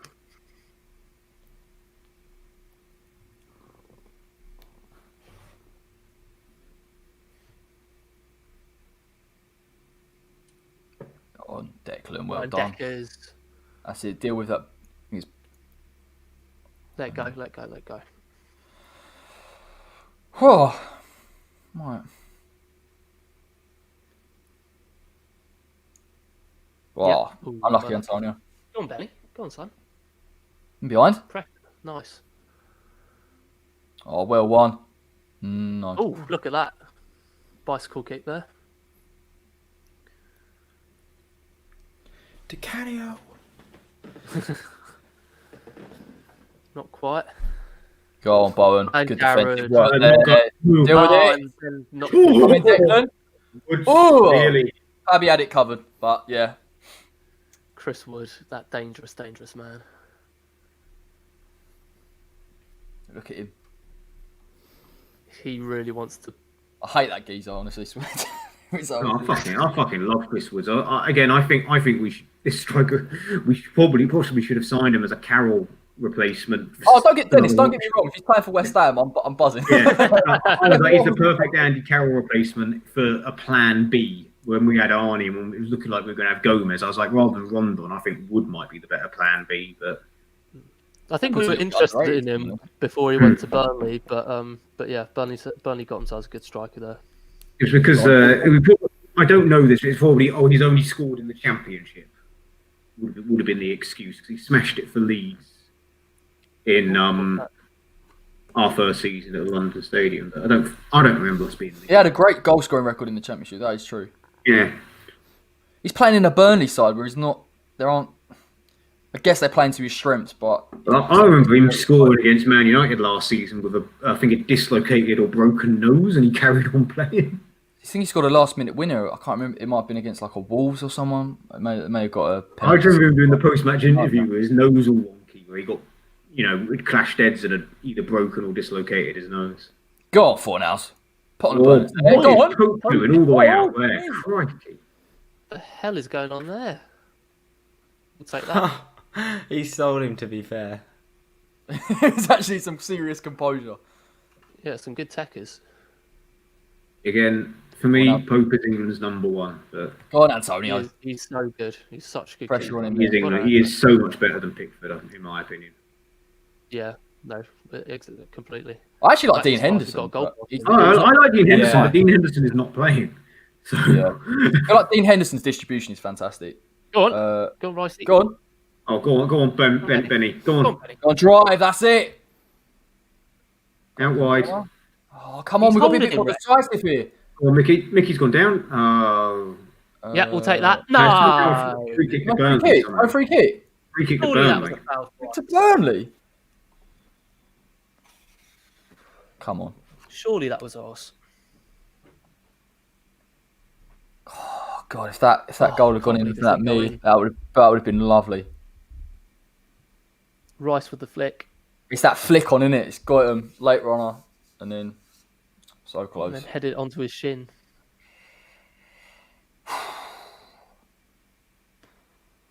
Come on, boys. Keep it going, son. Come on, keep the pressure on till half time. Surprised Burnley have had more attempts than us, actually. Yeah, it doesn't really feel like that. Good. Oh, lucky. Not quite.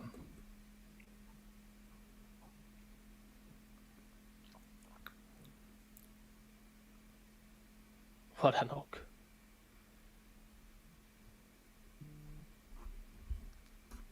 When you've got the creative option in Benrahma, playing Fornals on the left makes so much more sense. He's actually had a really good game, and he's got that outlet in Benrahma to provide the attack when he's dropping back, and it works so perfectly. Oh, careful there, Fornals. You sure? Give it away! All right, Fabian. Would have been all right. Good save. Yeah. Yeah, I mean, it's good to have, especially when Cresswell's playing on his own at left back. It is good to have Fornals work great to help supplement Cresswell's defensive ability. So I don't mind too much that he's out on the left, and Benrahma's still causing some problems down the middle. Yeah, the Benrahma thing again it seems a bit of a confidence thing. Like obviously he's got confidence, in terms of he's willing. He actually wants to take on players more than perhaps actually give away the pass. But it's just a matter of him figuring out what works and what doesn't in this system. One goal, one assist, and he could be flying. Yeah, that's a good shot, man. Love Benny to get a goal from the edge of the box, to be fair. Yeah. Go on.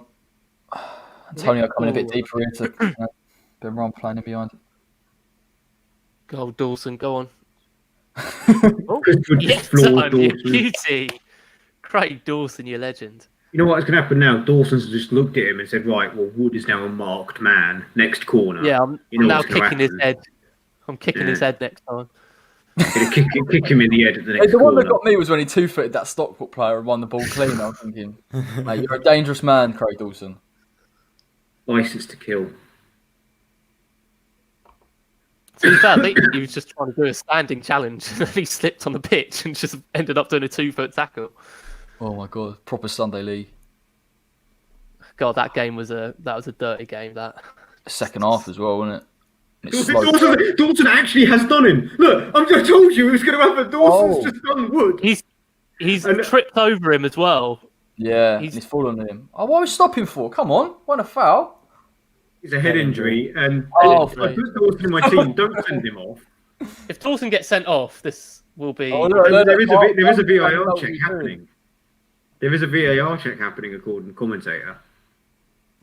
Oh, Dawson, please don't get. They all lie. They just say it for the. No way is that a red card. No. To be fair, I haven't actually seen it. I want to see if the other angle. No, it's because the way it's not a red card. Oh sorry. no, that's is unfair. No, you can't have that. He's trying to just push him out the way. He's trying to get him out the way. That is not a red card. I'm so sorry. And then he makes him trip him up. No, Wood's on you. Yeah, Did I not Wood's say tripped this? him up. Didn't There's I no way say that? Yeah, next thing's going to happen. Dawson's going to go in on him. Surely that's been cleared. Yeah. I think so. He'd be walking over with his cards. No, it was cleared. Yeah. That he's Riley Chriswood up here, isn't he, Dawson? Yeah. Chris Wood pushed him over, so he's just gone, right, okay, you want to push me over? Oh, I've accidentally elbowed you in the head. Oh, and now you've tripped me up. Guess where my elbow's going? Oh. Dawson's just a walking calamity, and I love it. I've also just realised that I've already realised it when he signed, but he's wearing Carlos Sanchez's number. And now he's done a beautiful ball right down to the throw-in line. In fairness, he's also wearing Rio Ferdinand. Rugby territory here, lads. He's getting into the corner. He's wearing Rio's number as well, lads. So he's a rugby player. Luke, mate, hope you're well. Just ignore him, man. Oh.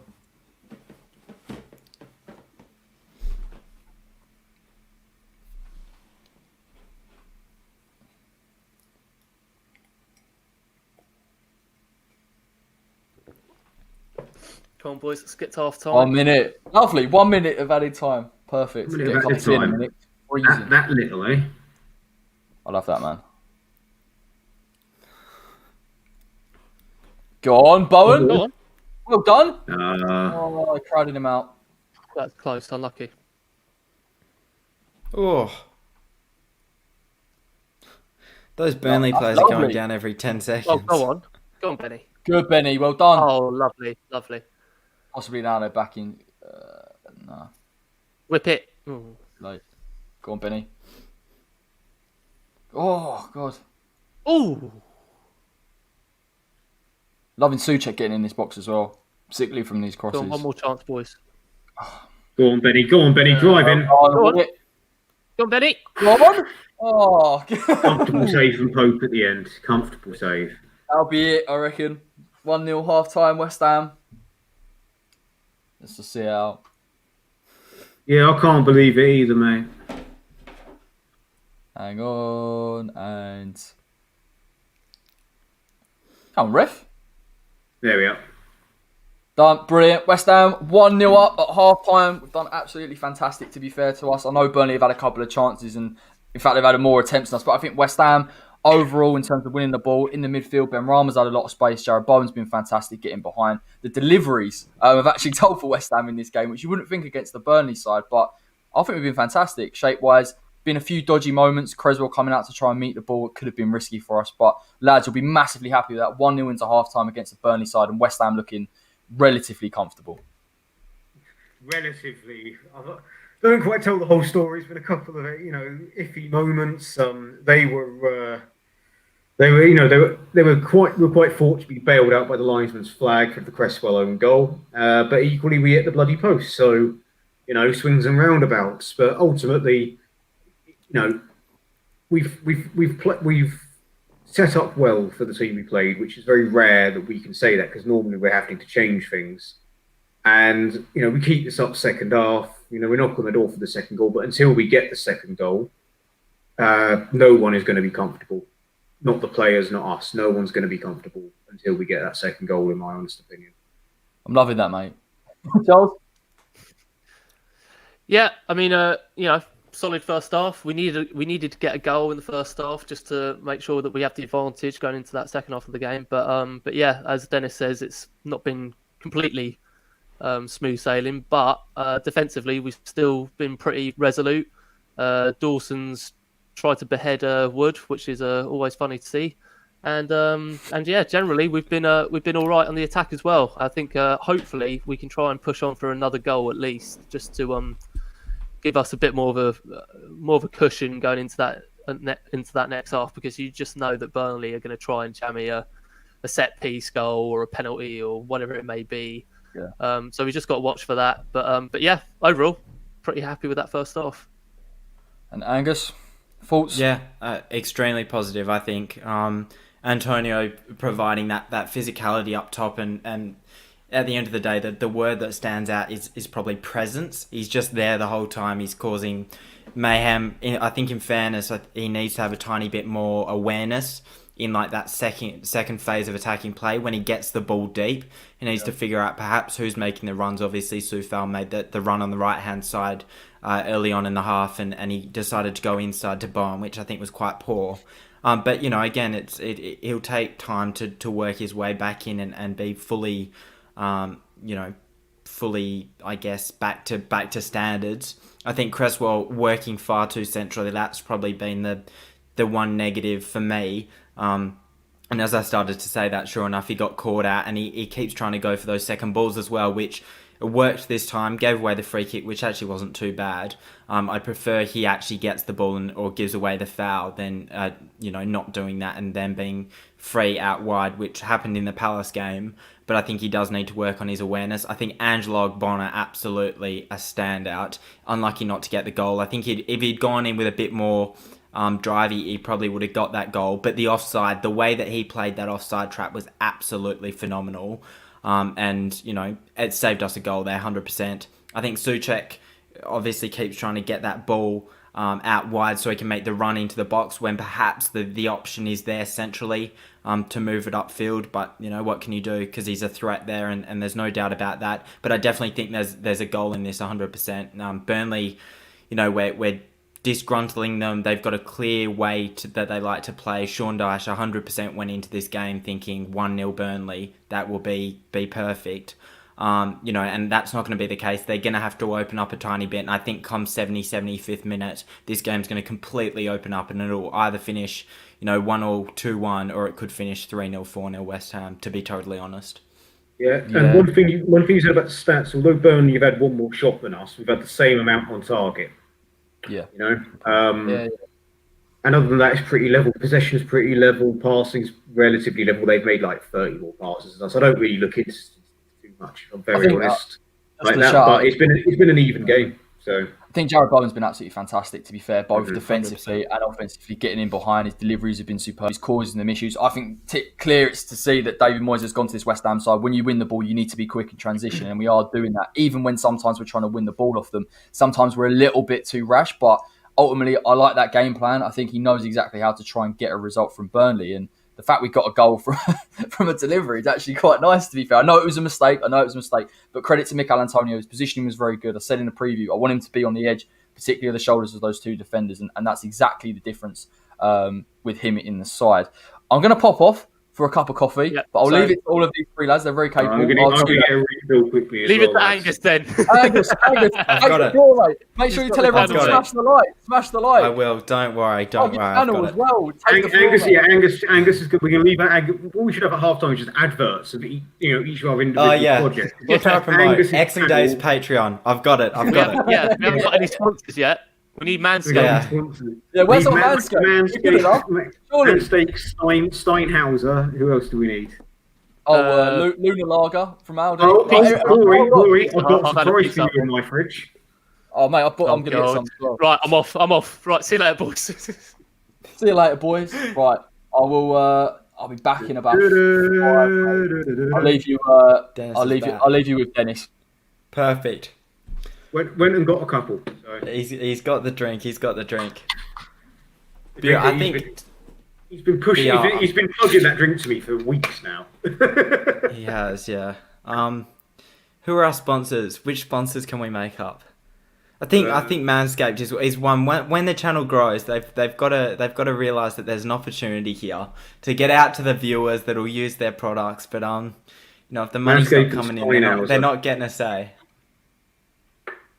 We don't. No, what it should be, we should have our own sponsor, stuff like that. Manscaped. I'll put out a party political broadcast for my council campaign.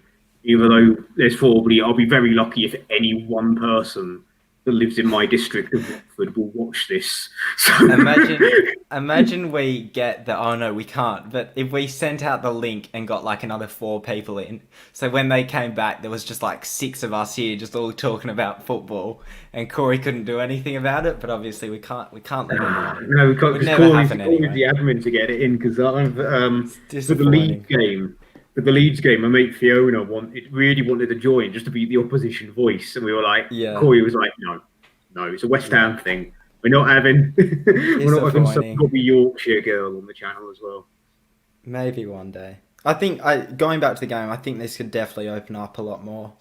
100%. I mean, I haven't looked at Burnley's bench, but like you said, they did have 1-0 Burnley. The typical gritty and gutsy performance. But that's out the window there. Now they're going to have to chase.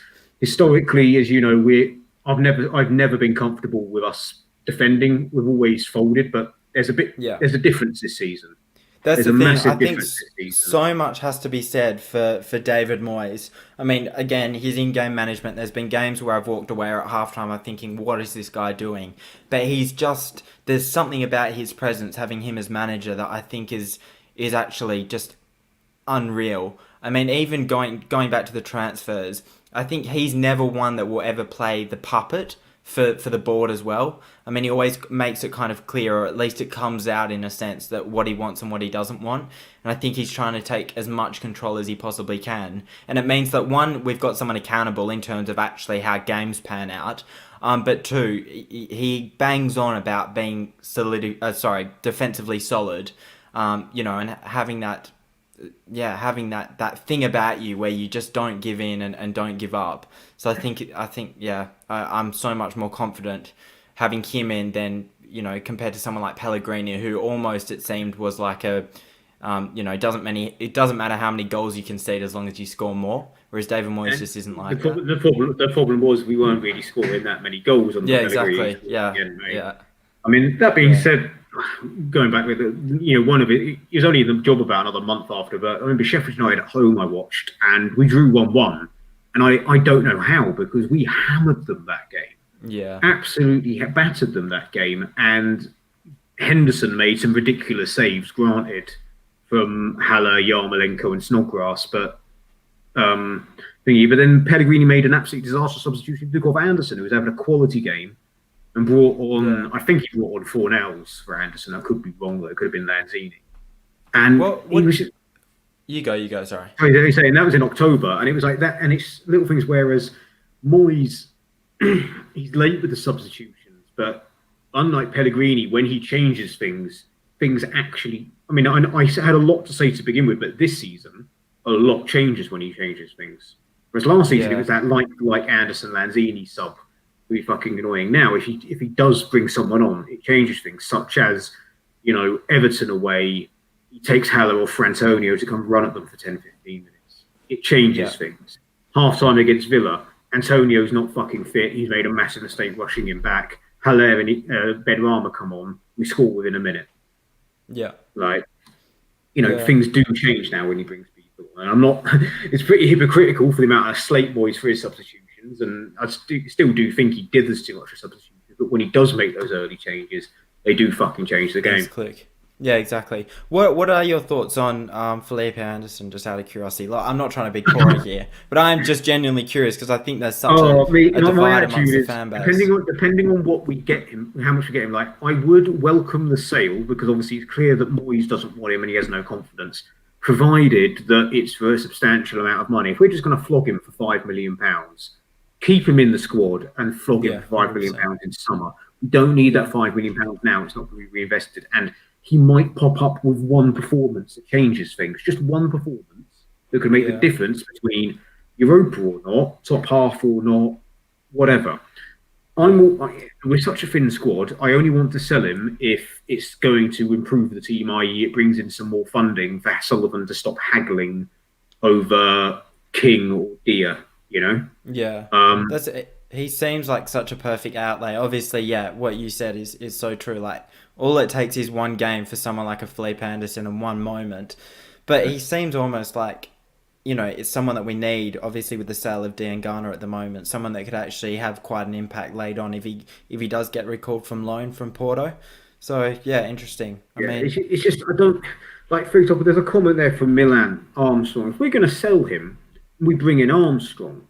That's worth it, because clearly Moyes would be happy bringing in an Armstrong.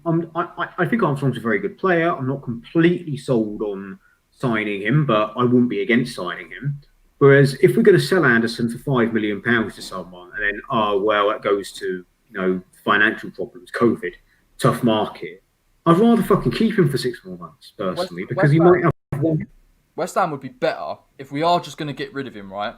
Putting him on a loan deal with an option to buy and hoping somehow someone like Carlo Ancelotti gets something out of him. Because I don't know where his value, I don't know about you lads, but I'm not sure what his value actually is now in this market. Well, that's what I'm saying. There was talk of 15 million and we wanted 30, and now it'd be lucky if we get 5, because he's been through the ringer. He's been spat out at Porto, but not good enough for them. Why would you sign him? He's only on the downer.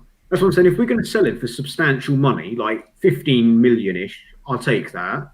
And then there's no excuse for us not to sign somebody. If we're going to sell him for fucking 5, 7.5, whatever, I'd rather keep him for 6 months, just in case he comes good. Because without, like you said, Anderson is all about confidence. He's clearly got the ability. He clearly also does not fit the way Moyes wants to play. It's as simple as that. Yeah. Whereas it would be a bit like, much I don't want to bring him up, and your fucking ears and eyes are going to be Corey, but with Haller. If it had been a case that Ajax had bid £5 million, I'd say I'll keep him for 6 months just in case and see what the situation is in summer instead of fucking losing him for 5 mil. But 20 mil, okay, depending on who you believe, that's either near enough what we spent him on or half what we spent him on, not potentially 1/5.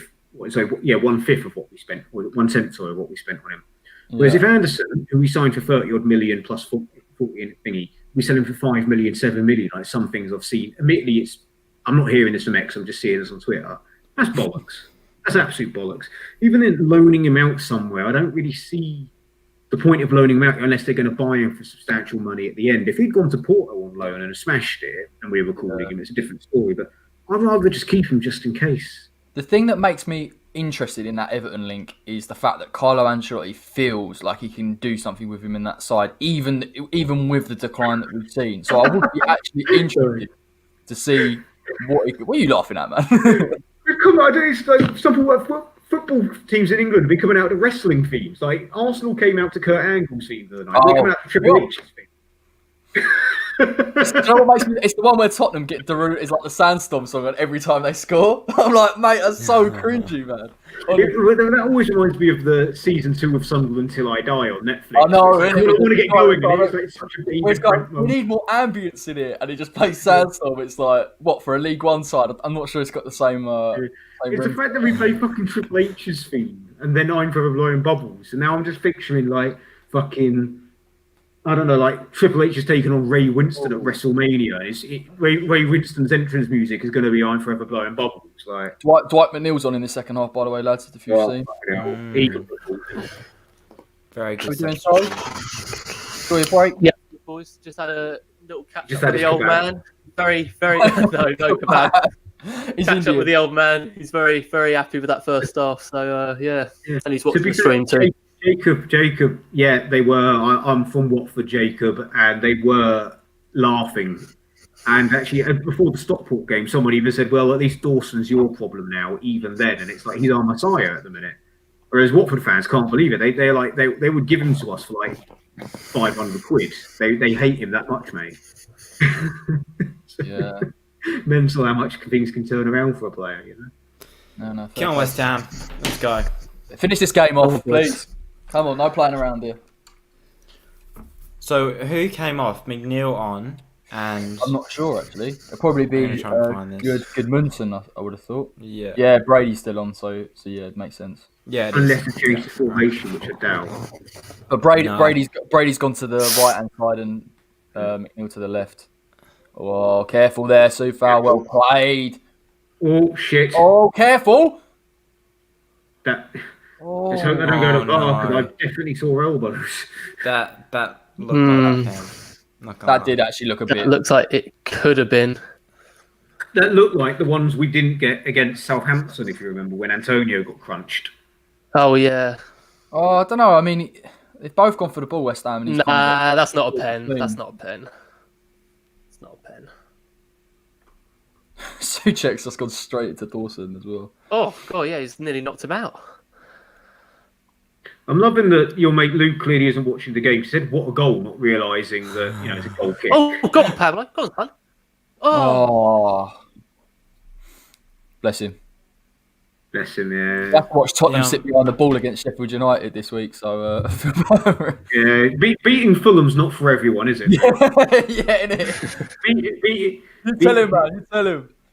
Beating Fulham's not for everyone, Luke. McNeil's the one.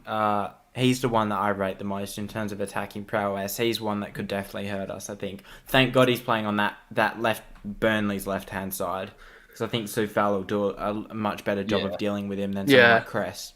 But he drops central as well, so it'll be interesting to see how that pans out. Because he's one that's always been good for them. Take Tommy Souček. Beautiful. That was beautiful. Oh, go on, Jared. Go on, Jared. In the box.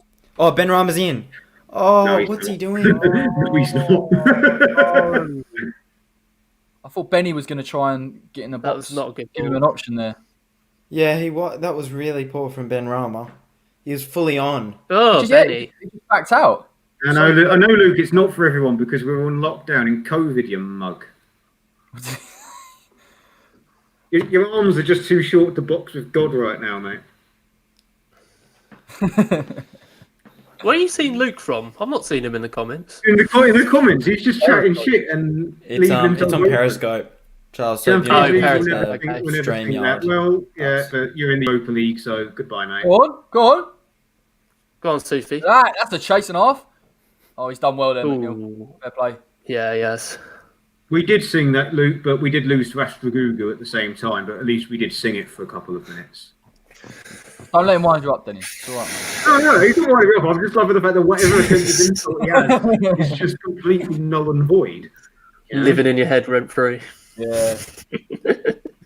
I think because he's a Spurs fan on a West Ham channel, I think we're living in his head rent free. But okay. Yeah, I think it might be.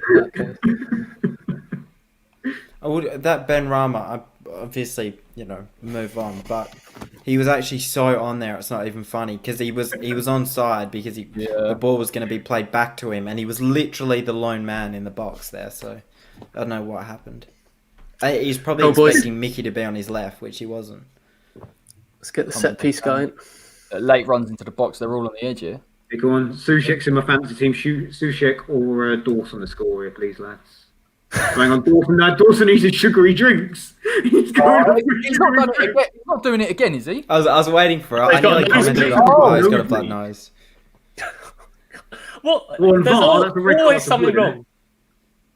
That was from the challenge at the other end.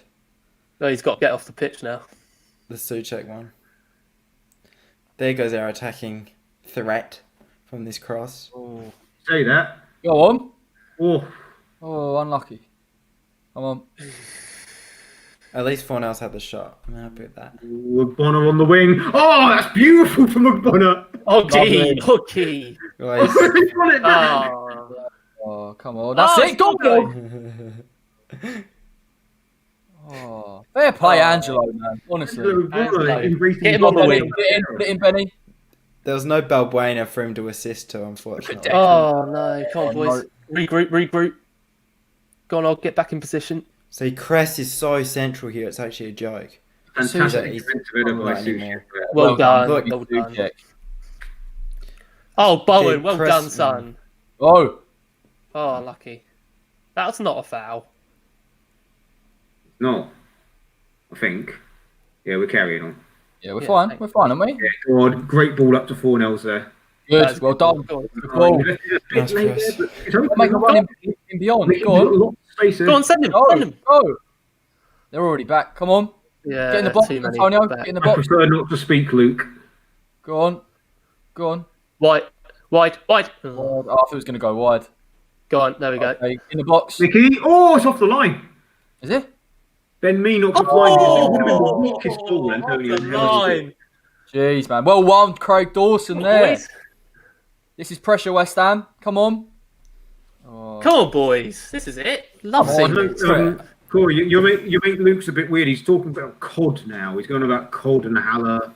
I don't know. Just can you check on him, please? Text him. Make sure he's all right. I'm watching the West Ham game. I just looked down at the comments and I'm like, he's going on about COD now. I will say very quickly, the Cresswell positioning still hasn't seemed to change. Westwood's finally picked up on it. So even though Westwood's playing centrally at times, he'll look to make that overlapping run. Yeah, 100%. Lucky. Go on, run it back. Look at Cress there. That is Exhibit A. Like there is no left back now. I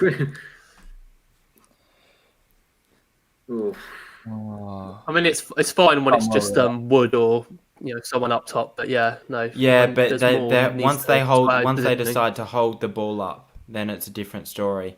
And no, completely. McNeil's gonna have a field day as well if we're not careful. Yep, lovely. Oh, yep, that's all right. Interesting from Come on, Mickey. Come on, mate. Get a move on. This game could be an Odebeku 70th minute and a Lanzini as well. I think Ben Rama's starting to get a bit worn out. So give it 10-15 minutes. Obviously, I don't think Antonio will come off until at least the 80th. Unless it's safe. I don't think. Careful. Oh, here we go.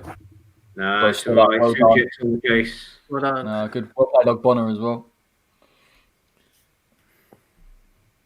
Oh, it's a good little layoff. Rice. Rice didn't quite do his business there. Oh, hello. Jared. It's interesting. It's set up for Bowen now. He's played us all. Nah, Not a back pass. That's Bowen. don't think so. Would have been a harsh back pass, I guess. Well done, Tommy Souček. Great positioning there. See, look at. I'm not sure who's number 12. Brady. Yeah. Mm. Is it? Yeah. Burnley is starting to press us a bit. Yeah, and they're gonna press down. They're gonna continue to go down this right-hand side to. Mickey's a playing out couple of wide them left, wide right at the minute. Brady and Cresswell have all picked up on Cresswell's positioning. Nice. And it seems like he keeps trying to cover for one of our CDMs as well, which would be interesting. Not his fault. Someone's running in there. Fucking quality ball. And Cresswell's done really well to win that. That did go out of play. That went out of play. Unlucky. Nice Cress. Unlucky. Someone touched on it earlier about his touch. I think it was Dennis and then Charles in the first half. Technically, he's so good on the ball, Cresswell. Yeah. Well, brilliantly won back there by Cresswell. Keep it. One, they keep options. People need to get into the box. Get into the bloody box. Central. There aren't enough options in the box, to be fair. We're picking the ball up and then there's no one really making that run. Come on. Again. Well, Didn't one have Angelo. enough. One loggy. And again. Lovely. Yay. Bit of, Head tennis, isn't it? yeah, bit of head tennis. Fuck. Wood's got tight. Right, Cresswell, no fault on his positioning this time, to be fair. Brilliant defensive header by Souček. Oh, well done. Go and get rid. Out. Nicely done. Nice Souček and great by No, Cresswell. we're on the counter here. Look at that. Go on, Deckers. Be careful of the hamstring. Oh, go on. Yep, he's got it. Cue it up for him. Look Corner. at Bowen. That was the wrong ball. We should have. Bowen. Jesus. Well played, I should have released Declan. Benrahma and Mickey should have been going into the middle. Yeah. Benny just doesn't have that pace on him, especially now, late on in the game. Well, not late on, but... Here, in this he should have half, released look, Benrahma. He should have released Benrahma and Antonio should have been cutting in. He should have, Anyway. yeah. but it is Yeah, interesting. Could have, we didn't. But Mickey's position in this half has been trying to. He keeps kind of coming to the wide. wing all the time. Yeah. And he's trying to release Jared Bowen inside as well. Bowen's been the one in the box for the crosses, which obviously isn't the intent to actually whip the ball into him, but at least provide that option in the box Go on, on the ground. Oh, what's that? No whistle. Oh, go on. Good ball in. That was a terrible ball, but it did take down a Burnley man. No penalty shout there. No, I think it's more free kick Burnley, if any there were any shouts, mate. Just Thought it might have been a foul on Pope, but yeah. didn't really see anything too menacing. Me got one in the ghoulies. No, I don't think he did. From point blank, anyway. hit the inside of his leg, which can be quite painful. Aye. I love Angelo in the breakdown of some of these set pieces. He always ends up on the left-hand side. I'm like, interesting. They're now analysing the Analysing his as if they need to tell us. It's like, yeah, Burnley's third kit does look very nice. I said that at the beginning. It's all right. So not as bad as Wright is now on the left wing. well done. Go on. Again, Mickey's there's done no very well to really- track that down. Oh, Mickey, penalty. Oh, that edge of the box. Free kick just aside. Yeah. Oh, that's a foul. Oh. I thought that was just in. I was about to say penalty, but who takes it without Noble? Surely it's Antonio, right? Surely it's Mickey. Yeah, it was against City. City? Yeah, City. As in last season. No, United. I was think the only other player that... Yeah, United. It was United. Carroll told me that Souček apparently took penalties. He does, penalties as well. And very good at them. Cresswell night? No. Look at this. Thinking, Support even from a blade. From a Sheffield United fan. Oh, you take that. You take that. That's probably hurt to say that and all. What? Yeah, fair dues, fella. Thank you. I think Sheffield United want us to win because obviously Burnley are down. Watch this. I'm calling it now. Ben Rama. Watch Ben Rama here. Watch Ben Rama. Oh, that was nearly. Good effort. Oh, he went That would have been beautiful. Nice, Deck. Was a good effort. Ben Rama was fully on the edge. Imagine that thunder. Someone else was celebrating it as well. That was my dad in the other room. Yeah. Oh, that was close. Dawson as well with that run. He was near it. It was close. And Souček at the far post. God, maybe he should have gone for Souček at the far post. Does Rice not realise that he is in my fantasy team? Like, come on, mate. Honestly, let the fantasy go. I've got Souček though, to be fair. Yeah, I've got Souček and Dawson and Cresswell in my team. I've gone full West Ham for once. Go on, Jared. Someone win it. Yeah. Go on, Antonio. That's it, my son. Go on. Go on, Mickey. Great ball out there. Decent ball. Oh. No, too close to keeps. Go on. Brilliant. Oh, it's a brilliant catch and distribution there from. Deal with that. From Pope. We're in. Brilliant Declan right there. Yeah. Well done, lad. Exactly the role you need to be playing in this game. Soufal, get that. Good lad. Get that. Yeah, nice. Who said at half time? I think it was Angus. This game would become a little bit more open. It's already done that in 59 minutes. Hang on, here we are. Side. Look at Benny. Look at Benny. Look at Benny. No, you took too long. Oh my God. He also took too long. Also, Lowton did very well there. He just gets put in two minds as to whether he wants to play it back or shoot. It's just way too late. Because he's left-footed, it's so perfect for him. Yeah, that's exactly. He'd taken it maybe one touch before. If you remember, again, as much as I don't want to bring up, remember he did a similar thing for Haller against Sheffield United, where it was like if he had passed it a little bit earlier, he would have had an open shot and goal. Bone was blaming Benrahma there, but I think Blaine's got to go on Bowen there. Yeah, come on, Jared. To reset earlier. Massive fan, but you've got to be a bit more decisive. I'm a big fan, mate, but big fan of Jared Bowen. Got to release it earlier. I know, I play five-side football frequently. Yeah, exactly. You've got to release it earlier. Come on, Jared. You've been on the five-a-side Astro. You know what to do. Oh, Corey, you know what it's like as well. Your Friday nights. Angelo does very well to win it there again. All right. Again, it's not a bad idea. I'm not really sure about the delivery. Come on. Yeah. Okay, this is where you don't want really Burnley to Dwight McNeil in that. Yeah, McCoy's just said it best. Burnley are trying to get behind us now. They can sense we're pushing up a bit. Oh, come on, boys, get ready. Block. Get the counter. Decisive. Come on. Come on, Benny. Play it now. Lovely. That's a good ball, to be fair. That's a great ball. Go on, you got him queuing up. You got him queuing up. Mickey's Mickey. absolutely done. Oh, fucking hell, Mickey.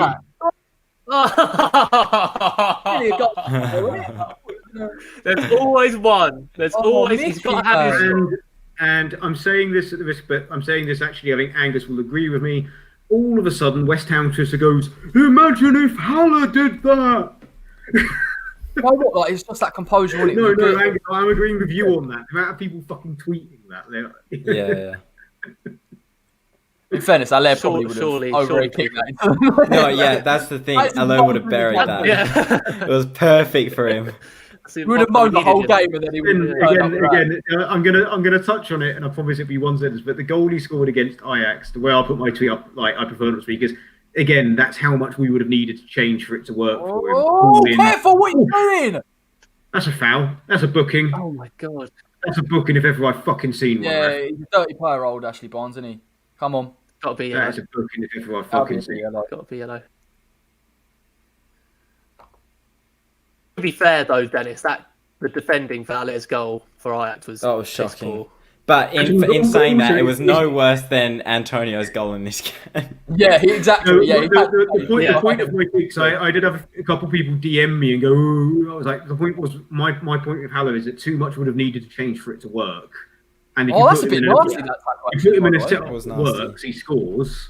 So therefore, it was right to fucking sell him. So, they're making another change. Oh, here we go. This could be dangerous. Vidra.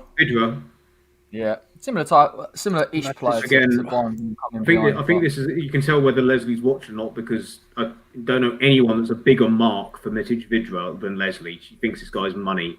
He's just never done it. I watched the Burnley United game. I thought Vidra was okay in it, but his finishing was appalling. And I think that's why he drops. He drops. Yeah. He plays almost as a number 10 sometimes and has the people working around him making the runs in past him.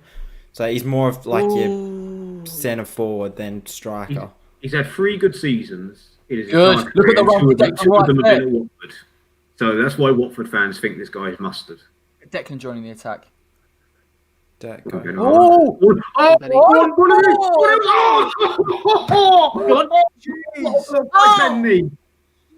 block! I thought Fornals was going to get a decent goal then as well.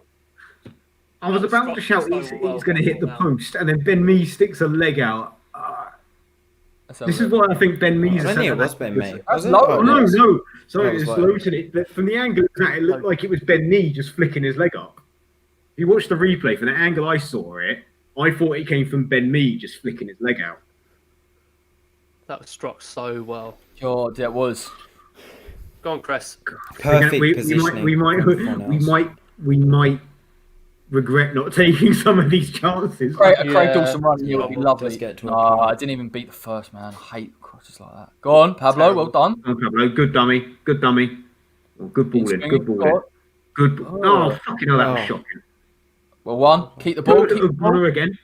Lovely. Go on. Handball. Deck's appealing. Like a camera for couldn't get it out. Those will be the subs, I think. Lanzini, Benrahma, Antonio, Odebeku. Those will be the 2. Oh, God. Good touch. I don't think he'll take Antonio off until this is safe. We'll see Antonio as the main goal threat now. He is. But Lanzini's coming on at the moment. I think it's going to be Benrahma, isn't it? Yeah. I think Benrahma's been quite decent in this game, but I think Manu's quite well. I'd say they've already done. This is the best game I've seen Benrahma play for us. He's been good. He's affected the game quite a bit. He's losing a bit in terms of fitness. He's struggled this second half, though. Are we saying that Benrahma's coming off? I think but you'd think it would be a like for like.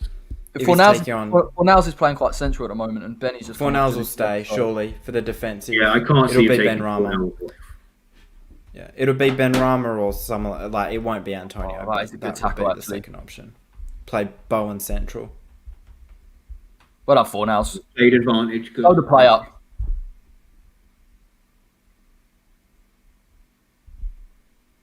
First time in a while I've seen Fornals actually playing in a 10 role. Interesting. I'm not sure Mickey will play past. Genuinely, I've been watching him the last couple of minutes. I don't think he'll play past 80. He looks knackered, doesn't he, mate? He looks absolutely knackered. Yeah. But I don't think Odebeku's going to get 20 minutes or more than 10 minutes. You're probably bring on fucking Yarmolenko sticking. Well, no, or again, it could be a Lanzini for Antonio and played Bowen up top, which again's highly unlikely. But he's played majority of this game actually centrally, or majority of this half Bowen. Oh, what happened there? We'll take that.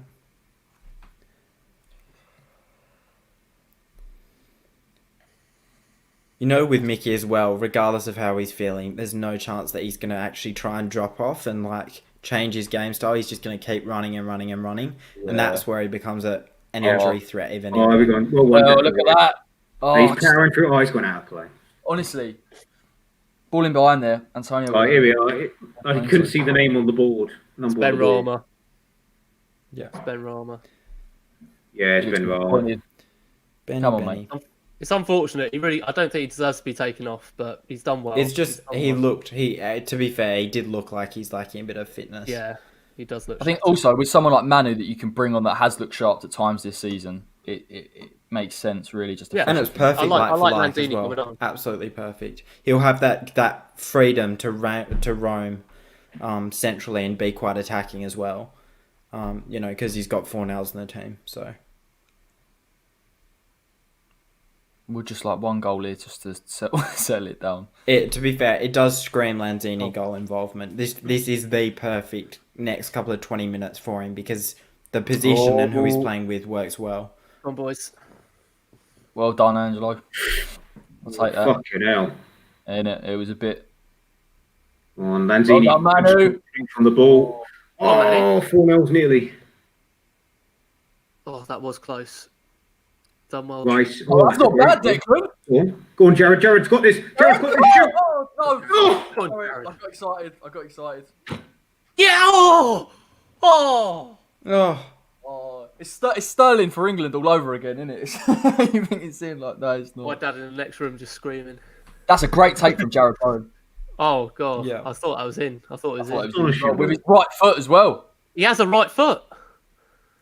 Using it. It's probably why it didn't go in. If it was his left foot. Yeah, that is one. To be fair, you do have to be putting on target and testing Pope, but unlucky. A great touch. Yeah, another chance. He'll be but really disappointed with that. Well, we need to take one of them, don't we? Yeah. Oh. No, not gonna lie, we've looked far the better side though. Yeah. Oh yeah, definitely, mate. Definitely. Like even But it makes attacking it wise, even like, more we've not dropped heartbreaking. back one bit or. Makes it even more heartbreaking if Burnley get an equaliser because we've done a lot better. But well done, Benny. Don't be sad, mate. You had a good game. Right. Switch it up. Get the result. Don't worry about it. I think Probably realises that next 15 minutes was actually open for him to do something. Yeah. I do think Lanzini will get a goal scoring involvement here if we do score because it's just screaming for him. It's screaming for that player who will have a lot more freedom centrally. Come on, Deckers. Yep, that's good. Shift. Go on, see him out, Bowen. Deal with it. One clear. Good lad. Well done. Well done. Just win that ball in time. Oh, Mikey. Come on, Mickey. Mickey's got to he's not moving at all. Oh. Ben Mee goes very close to the point that I nearly spilt my drink. Oh. God, it's a tough old game, innit, playing Burnley. You just can't switch off at all. Mickey's got to do a lot more for the next. Mickey's 10 got to minutes, come please. off. Mickey's got to come off. Well, someone's got to be in. They've realised the whole reason Ben Mee is up there in the first place. Yeah. It's because they know that his engine, he's running on empty. Exactly. We've got other games. We've got the fast runner games coming up.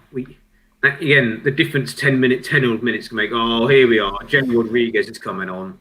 Oh God. Oh, Never he's forget it. actually He's actually such a good striker as well. It's not even funny. The goals that this guy can come up with is absolutely stupid for the level that he's playing. And honestly, Angus, mate, if he didn't injure his fucking, I think it was his knee.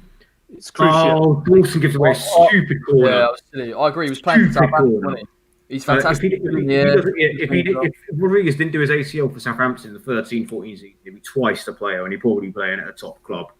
He was so fucking good when he was a youngster at Burnley. I've got nightmares of that goal. I think was it last season that he scored? Last season, but yeah, honestly, header. Like, again, not sure if you follow his career back then, but when he was first at Burnley, when I was at university, he was fucking mental. How good a poacher he was. He's genuinely so good. And yeah, he could have been so much better. It's a real shame. He doesn't do his knee. He certainly goes to that World Cup in 2014. Is he going to come on for? This is what I'm interested in seeing. Barnes, surely not Wood. Didn't Barnes go off for Vidra though? So Wood off. Wood. Oh, Wood's coming off. It's interesting. This We've Wood- broken yeah. the Wood Rodriguez and curse, Vidra. boys. Yeah, but Charles, now you said that, Rodriguez is going to score. Yeah, it really like this guy. Now Rodriguez curse comes into play. I'm interested to see how these two play up front together and what their role is here. Yeah, it's never ending. I think it'll be Rodriguez trying to make the runs past Vidra. Yeah. Vidra holding the ball up and waiting for that. He's actually he's scary sometimes. Some of the individual goals he comes up against. The one that screams to me is the United goal that he scored at Old Trafford. Unbelievable. Who's got the booking? You check, man. I think we do have to take Mickey off. We're losing a bit of an outlet up front as well. FPL. Yeah, and the game. This is as stupid as it is. Like if we concede and go 1-1, then it's not good for Odebeku. But if he comes on and they're as open as they are now, with players like Ben Mee trying to win the set pieces, it's perfect. It's absolutely perfect. Just give him a run out and. Because from Burnley's perspective, this is a game where if they get a point against an informed West Ham, for their survival hopes. I know I honestly don't think Burnley will go down. I think they won't. They won't go down. But they're one arm over their shoulder. You know, I think they're looking to overtake Newcastle. I think they should be ahead of Newcastle. Oh, fucking hell, boat. Oh, come on. Get over to him. Oh, they're queuing up. Push out. Again, look, Cresswell. So central. Dawson does a fantastic clearance there. On Craig Dawson. Gives away a corner, but makes up for his mistake earlier. I'm telling you right now, I've said this the whole game, Cresswell's always a liability if he plays left back. Like, it's actually stupid some of the positions that he's in. Great header out by Soucek, and again by Fornells. Lanzini's running it out. Go on, Manu. Go on. Go on, Manu. Mickey, Lanzini was ahead of Mickey there. Mickey's playing in our own half. Well, no, yeah, because he was out for the set piece. Oh. Yeah. Mickey. Careful. Nice. Good lad. Rodriguez was running in there. Oh, shit. Paul Dawson. Don't touch it. Oh, do one, Jay Rodriguez, will you? Mickey needs to come off. God, yeah, he is chasing Fabianski down, isn't he? Go on, Manu. Oh, come on, Mickey. If Mickey's not going to win that, he's got to. Look how much possession Burnley have got here. 68 as well. I mean, yeah.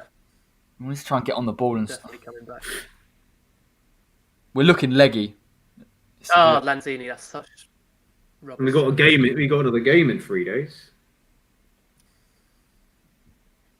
Go on, Jared, get across.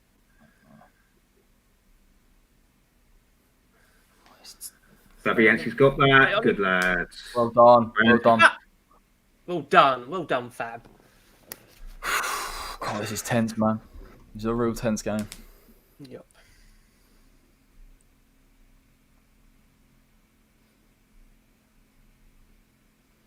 There's the crest there. Just showed the replay. Like, sometimes you realise how reliant. And it's Brady. It's Brady again. Brady realises he's just gonna He's gonna absolutely burn down that right if we're not careful. I mean, the trouble is that the defence has got to shift, and so Cresswell's naturally going to go over that side more. So you need someone like Masuaku, who's going to. Masuaku will be the one normally who would cover him, but. Would it be an idea possibly to go 5 at the back with Johnson as left wing back? Go on. Yeah, potentially. That was beautiful. Who would you bring off? That's the question. Cresswell here. Antonio. Play Bowen up top. Yeah, but to play Cresswell centre back and Johnson left wing back, you'd need to bring on someone. So if you take off Antonio, you've got no centre forwards. So. Oh, there they are. Shithouse. Shithouse is on TV. Oh, there we go. The new director on the board there. What do you know why they put them on, do you know they put them? You know why they put them on the board of directors now, don't you? Just so they can get him in the stadium. It's just so they can get in the stadium. Yeah, it's disgraceful. It's like such an. It makes no fucking difference to you and I, but it's just the principle of how self-serving they are. Oh yeah, no. Listen, he's done it because it means his family. I want my wife to come to the stadium. Huh? It's really poor, really poor. But then, like you say, not really surprising. I'd like us to try and retain the ball a little bit better because there's only so long you can try and play under this pressure. And we're trying to play to Antonio that clearly is looking fatigued and he can't hold the ball up. And they just got all of this possession in midfield. Again, I say this before, but again, this is where although Moyes never did, but bringing on maybe a fucking Snodgrass just to run around and put himself about in the middle of the park, you know? The reality is he could be making changes right now, but he's not. So who doesn't matter. There are options on the bench. Just so long as it's not Yarmolenko. God, look at all the time you want, Loughton, isn't it? Well done. I think that was Dawson or Soucek. There's Cress again. Cress so exposed on that. Great stuff, Dawson. A good game, old Dawson here. Touchwood. Yeah, this 4 at the back is slowly kind of getting undone. There's only so much pressure you can be put under without trying to. Well, it seems to be a 3 at the back now for some reason. We know left wing back. That's what it seems to be. Well, I mean, in this, Pablo's going to have to be just quite disciplined to help Creswell out here a bit. Yeah. I mean, they're just getting so much space on that right. He did well against Southampton. Didn't And the fact that, look, Creswell there is going to press. he? Go on, Mickey. Go on, Mickey. Good lad. He's got Go on. Oh, come on. Booking. Go on, son. Go on. Playing advantage. Go on, son. Go on. Go on. Look right. Look right. Oh, too late. Beautiful, Mickey. Bowen's on, surely. I'm miles You behind. bottle it, mate. It's fine. It's all right. I'm not opposed to keeping the ball, but, you know. How the hell are there still 12 minutes to go in this game? Oh, mate, this game feels like the longest game I've watched over all with, season. please. The longest game ever was Southampton, where I think he even said it. It was like 79th minute. I was like, I swear It we've been felt on like 80 7 there. hours. It felt like we were there for 7 Southampton hours. game felt so fucking long. It was actually so bad. Go on, Dawson. Don't give it away. Oh, for goodness sake, man. Why? What's the point? Yeah, how did Tarkowski not get a yellow card there? Yeah, he should have. Should have done. Tarkowski did that before, when he absolutely took out Diangana, and when we beat Burnley. But they played advantage and we missed, but he completely clattered Diangana. Oh God, yeah. He literally took his legs out. That was for the Felipe goal, wasn't it? It's Jay Rodriguez against a tired Jared Bowen. Oh, Fucking hell! Oh, what a save if he's done that? Yeah, that's on target. That was on target. Tell you what, Dwight McNeil is some player. He's got some. I didn't know. I knew he was fantastic in terms of his technicality, but he plays well. That was going in. Cresswell, beautiful, to be fair. He was actually out wide that time. Oh, no, it wasn't. No, it wasn't. On the replay, it wasn't. It did. I thought he saved it. No, it shaved the bar, didn't it? I think. Yeah, it shaved the bar. Has it gone for a corner from Brady? Yeah. Look, Bonner's got that. Go on, Manu. Oh, well Go done, on, Manu. Hold it, Ellie. It's all right. Now, come on, make the changes, Moyes. He got pushed. Make the change, Moyes. Make a change. Here we are. Yarmolenko's coming on, lads. Oh my It's fine. God. So I'm we'll not, beat the Mickey. I'm not even winding you up. Yarmolenko's. He'll be playing up top. So I'll that's tell you the what, difference. I'll no, really you hope- know what? He'll take Bowen off. No, honestly, Watch mate, him if he take takes Bowen Bowen off down that left-hand side, Oh I'm my seriously God, thinking- we're actually He screwed. like what it dictates, he'll come on for Antonio. So all this, he likes him. He's going to bring him on. No, he plays Yarmolenko, but the only person he can take off right now is Antonio, who is completely Surely Antonio. But he'll take off Bowen because If he takes off Antonio, then that's fine. If it's like and Yama up top, he's not actually. I mean That's the only not thing the you end of lose the world. Mickey's pace, but Yarmolenko, he's got a bit. Well, of he presence doesn't have the about pace him. though at the moment. He He's that doesn't worn have out. pace. But he's got a bit of a presence. Well, That's what yeah. I would say. Like when you're talking earlier about Antonio's presence, I Yarmolenko's honestly don't really with Yarmer. He's Look, not no, going to just look at- keep the ball. The Cresswell's actually, it's a joke how wide they are on the right. Burnley played this so poorly. It's literally unbelievable. David Moyes clearly can't see this. Or he must see this, surely. Oh, go on, Mickey. Oh, go on, Mick. Go on, Mickey. Go When on. you still got that, lay it off to someone. You look at the pace. Hey, off. He's there. Go on, keep going. Go on. No one's there. Go Mickey. No one's there. Shoot! Go on. To me. No. Oh, Jared. Jared. You've got time, man. That's all right. He took out a Burnley player and he looks Ain't dead. even that, man. You had They've time. You've had twice in this game now. Jared, you've got to be Pen? putting that They've away. used all three of their stops, so it's fine. Got to be putting that away. That is ridiculous, man. Yeah, he's taken off Bowen. He's taken Bowen. Oh. Are you fucking serious, Moyes? I'd honestly rather he played like. I mean, that left-hand side now is going to be seriously vulnerable. It's vulnerable now. Left. This is on the wide right.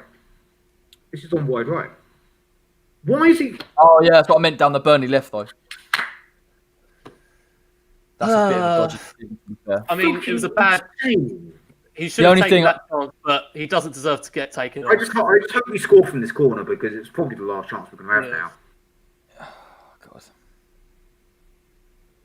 Come on, Go on. Dawson. Go on, Vice. Oh, straight. Oh, free header as well. Ooh, lucky. Just not enough power. Oh, hello. Corner's been booked Where's that for gone? something. Or for what? I don't know. blocking the ball, I guess. I'm guessing he blocked the ball. Oh, maybe it was a handball. Yeah, He came off his pack. Yeah, it's because he blocked the clearance. That is a bookable offence.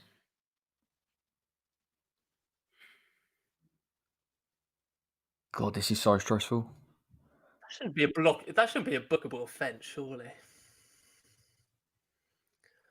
Good header. No.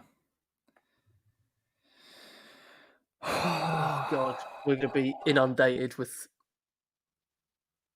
pressure now. Try and manage this game a little bit better. We got to have an extra body at the back. Yeah, we do. I don't like. That's why Dennis shut for the back five wasn't that bad, actually. To be fair, Who do you take off? Exactly. Well, that's the thing. That's just another striker on board. Yeah. Right. Now with Yarmolenko, if you take Mickey off for Johnson, stick Yarmo up top, and just sort of play narrow. I can't believe he's played Yarmo on the right. Oy. Go on, get back!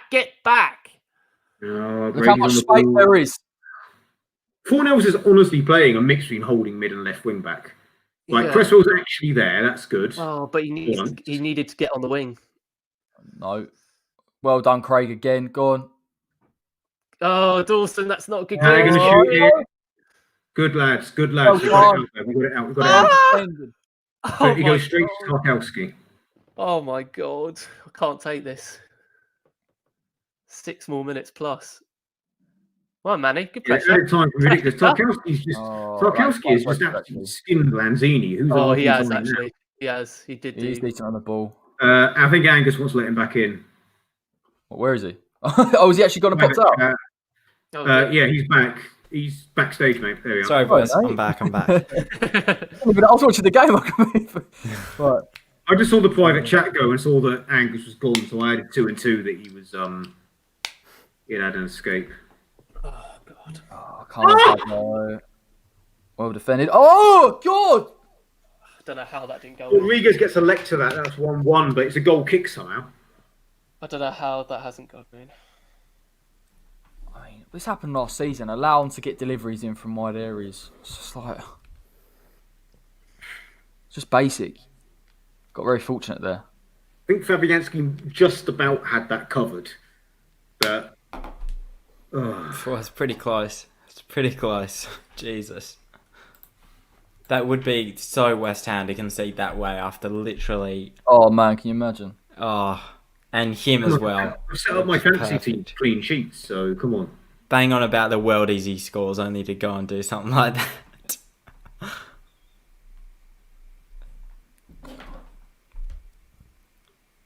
This is so tense. Well, we got a Newcastle fan. Well, Antonio's been given man of the match, by the way. We're getting all sorts of fans here.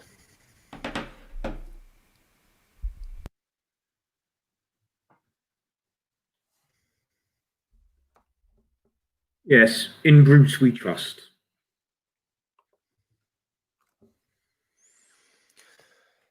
Oh.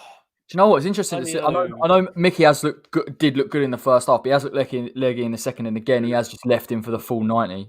And it's like, for fuck's sake, now we got he's going to do the same again. Another 90 on West Brom, yeah, exactly. And it's you do the same against West Brom. But we don't need a striker, do we? You know. Come on, space there. Well defended.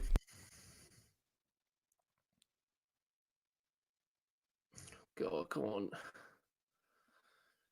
Go on. Cresswell. Stay left. Stay wide. Oh, Cresswell, don't. Good ball. Good ball forward to Mickey, who's knocked it back. Done. Yes. Oh. Again,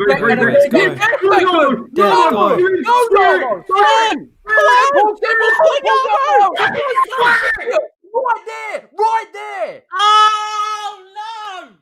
Right! Oh my God! How many times? How many times? If you're doing the highlights video, there's lots of highlights from this game of us shouting. Why doesn't he square it? Just square it to Mickey. Corey, your face, mate, was beautiful. Well, just had a look back. Mickey's He's actually so on there as if well. Doesn't get the blocking. Yarmolenko probably fucking scores there, right? Oh, but it's just the fact that there would have been no Ben Mee if he had squared it to one else or Antonio. I just don't get. I don't get why he did that. Antonio's still mouthing off at him about it. That was ridiculous. I've got to be clear. That was absolutely ridiculous. There was no stupid. There was no need for that. It's absolutely and stupid. again, a decision like that could cost us. And do you know what it was, mate? As well, the fact that he just kept it on his right, at least going on your strong foot. Oh, all right, fair enough. Oh God, Corey, you're spot on there though. Exactly. He's left-footed, just turning on his left. You know. I know, and Bowen should have been doing that as well. He missed that chance against Pope. Whatever happens in this game, there has to be a conversation about the amount of chances we have, and we're just not decisive enough. It's ridiculous. Anyhow, 8 minutes gone. Gonna miss. So many chances. Even this season as well, mate. You know what I mean? It's not just like even in this game. It's frustrating. You hope it's a thing that comes with time, but I don't know. Just needs just clinical. 90, just being clinical. 90 seconds plus stoppage time.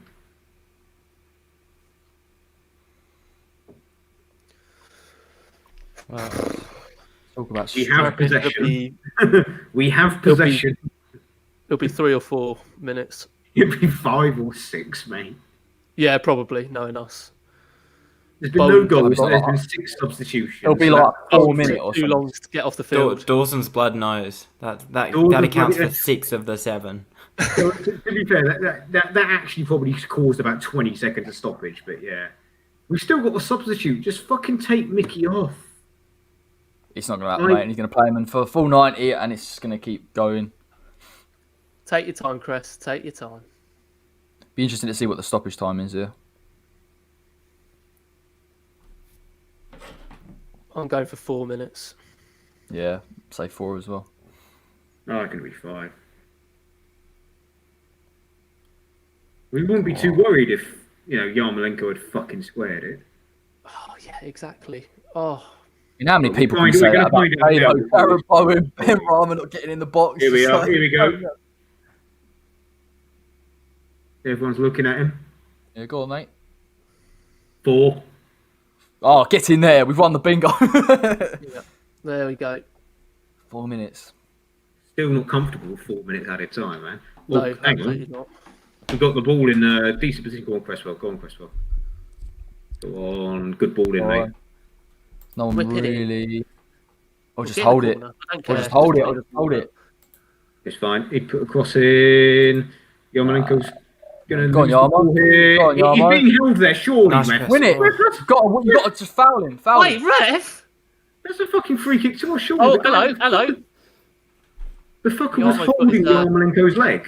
The handbags there. Yeah, Yarmo had his hand round the back of his head as well. I know, but that's only because he was fucking holding up to Yarmolenko's leg. That's a free kick to us, but oh well, fuck it. Come on, 4 now. You've got Yarmolenko out here. Fucking digged out, but we're out of position. There. Deal with it, Oggy.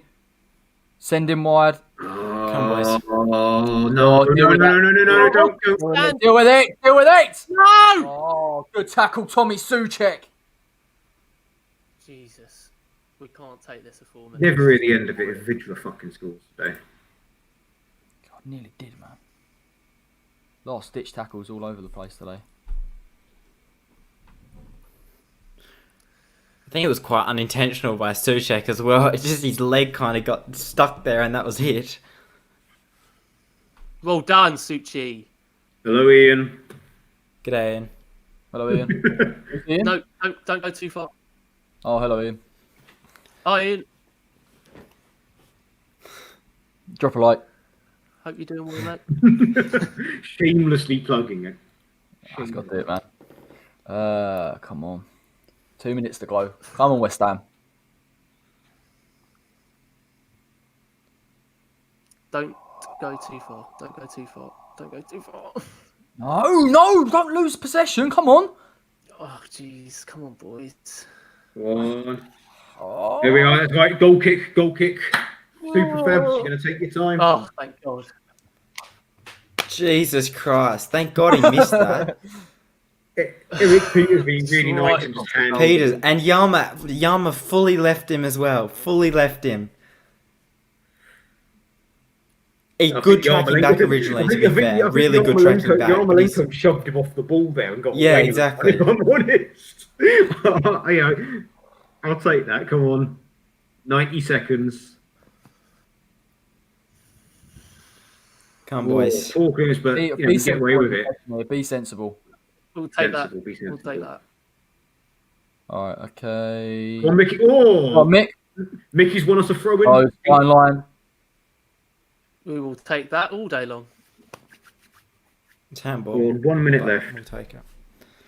The amount of time wasting we're doing in this 4 minutes of added on time, there'll be another fucking minute added on. Just get it in. Do you remember when he gave the ball away this like a couple of seasons ago in the corner? Trying to hold it in the corner. Yeah, Yarmolenko finally passed the ball, but Lanzini took a rash challenge.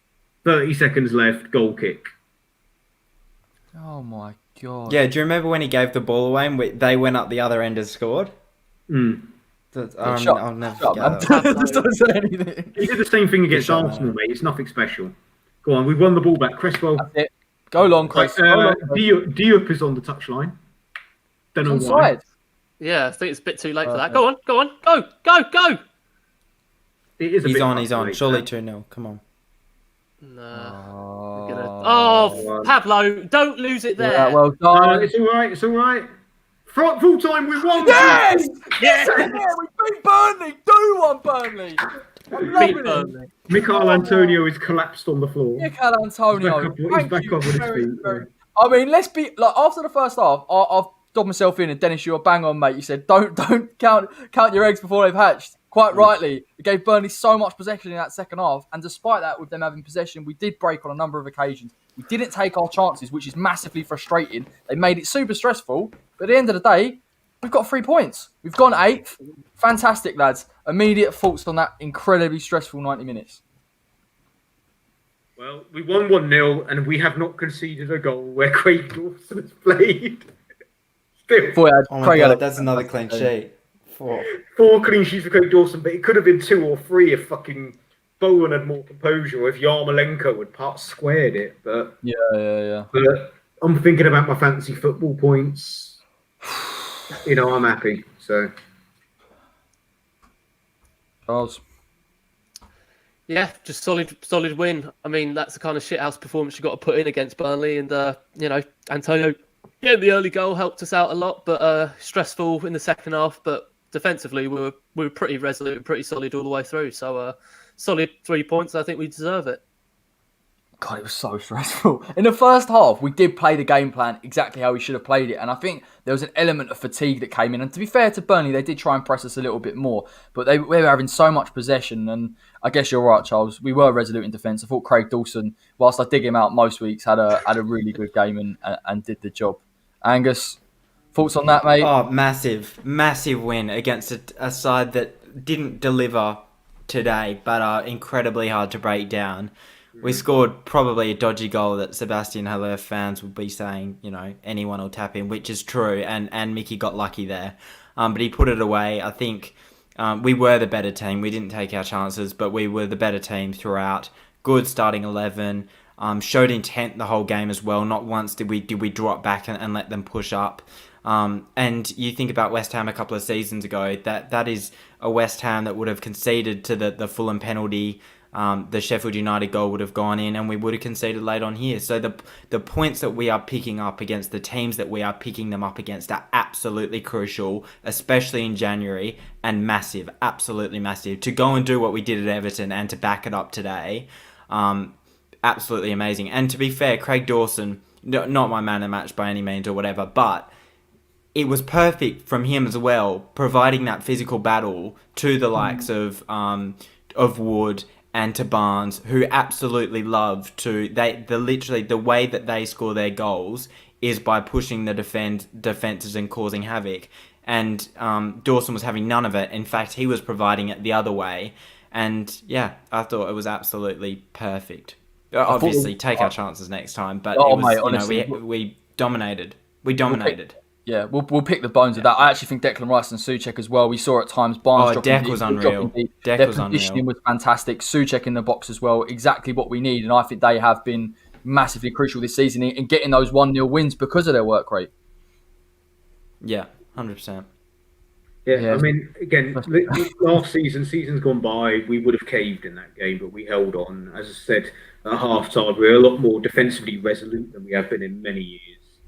And it shows, even if Creswell was being very suspect for his positioning.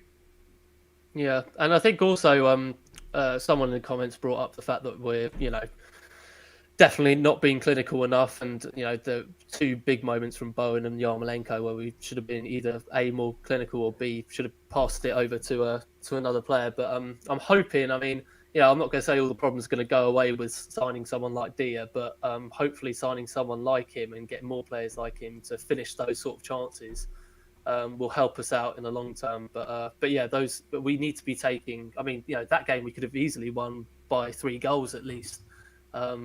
But we've got to be way more clinical, way more composed, and not dilly-dally on the ball so long. Bowen for his chance just should have taken it so much sooner, and so it is frustrating. There are some things that as always, we need to work on. But in terms of the opposition we were against, I think you can't really ask for a better result, really. And we were positive. We were actually positive in the first half. We normally come against Burnley. And you see last season after Project Restart, we were a little bit fearful of Burnley. We did the same at times today, giving them a lot of possession in wide areas where they could hurt us. But I just felt that when we were getting forward, we were hitting them. We do miss a fully fit Mikel Antonio. And we should take our chances in future. And we won't be as stressed going into another Burnley game. But it seems like, I'm not saying we've turned a complete corner, but some of these fixtures that we typically struggle with, we seem to be grinding out the results and pushing on this season. Yeah, and again, full credit has to go to, and we have to just name Supersonic Mark, who got his prediction 100% correct. Friend of the channel, as we like. So did I. I put 1-0. No, I thought you said of both teams. I thought you said a draw. Last night I said I bottled it last time, but it'll be 1-0. Okay. I'm just going by Wednesday night where you said it'd be a draw. Yeah. I was completely wrong. I said both teams to score 2. I said 2-1 Burnley.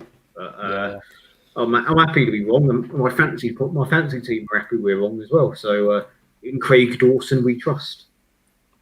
Yeah, perfect game for Craigie Dawson, wasn't it? To be fair to him, like I did say beforehand, it was going to be. He did put a good performance in. I think the measure of it actually is keeping Barnes and Wood quiet. They really didn't have too much. I know Wood had a few stinging shots from the edge of the box in breakdowns and play, but by and large, they weren't getting in behind enough. And even second half, when they did get in behind, I know it come off a Souček boot or a Craig Dawson sort of flailing leg, but it's enough, lads, and it obviously gets us through the line. 3 points and we move on. And the best thing is we dominated the game and we've got so much to work on as well. Like, by no means was that an amazing, spectacular performance. Like, we've got to take our chances. Defensively, there's aspects. I'm not sure what Aaron Cress was being told, but, whatever. It was a clean sheet, and he was actually really solid late on, and his positioning was spot on. But, there's things that can be, tampered with there, and, yeah. Spot on. Just got to hope that Fulham beat Chelsea now. Yeah, so Frank gets sacked and we can keep Deck for a while. That'd be nice. Yes, yeah, and we're above Chelsea.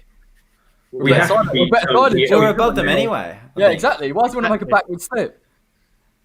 We have to beat West Brom though to keep our 100% record up against Fat Sam. So Big Sam, yeah. Like I said before, this game was obviously tougher than West Brom, irrespective. I still think West Brom is an easier game on Tuesday. We can't be complacent, and I will be interested to see Mikel's form in that game, whether you can genuinely see the fatigue and how Moyes approaches it. I mean, I say how he approaches it, he will play him for the full 90, but I mean, like I said, in both games that he's played recently, there's been a drop-off around the 60th minute, so I do think it's something that Moyes has to consider going forward.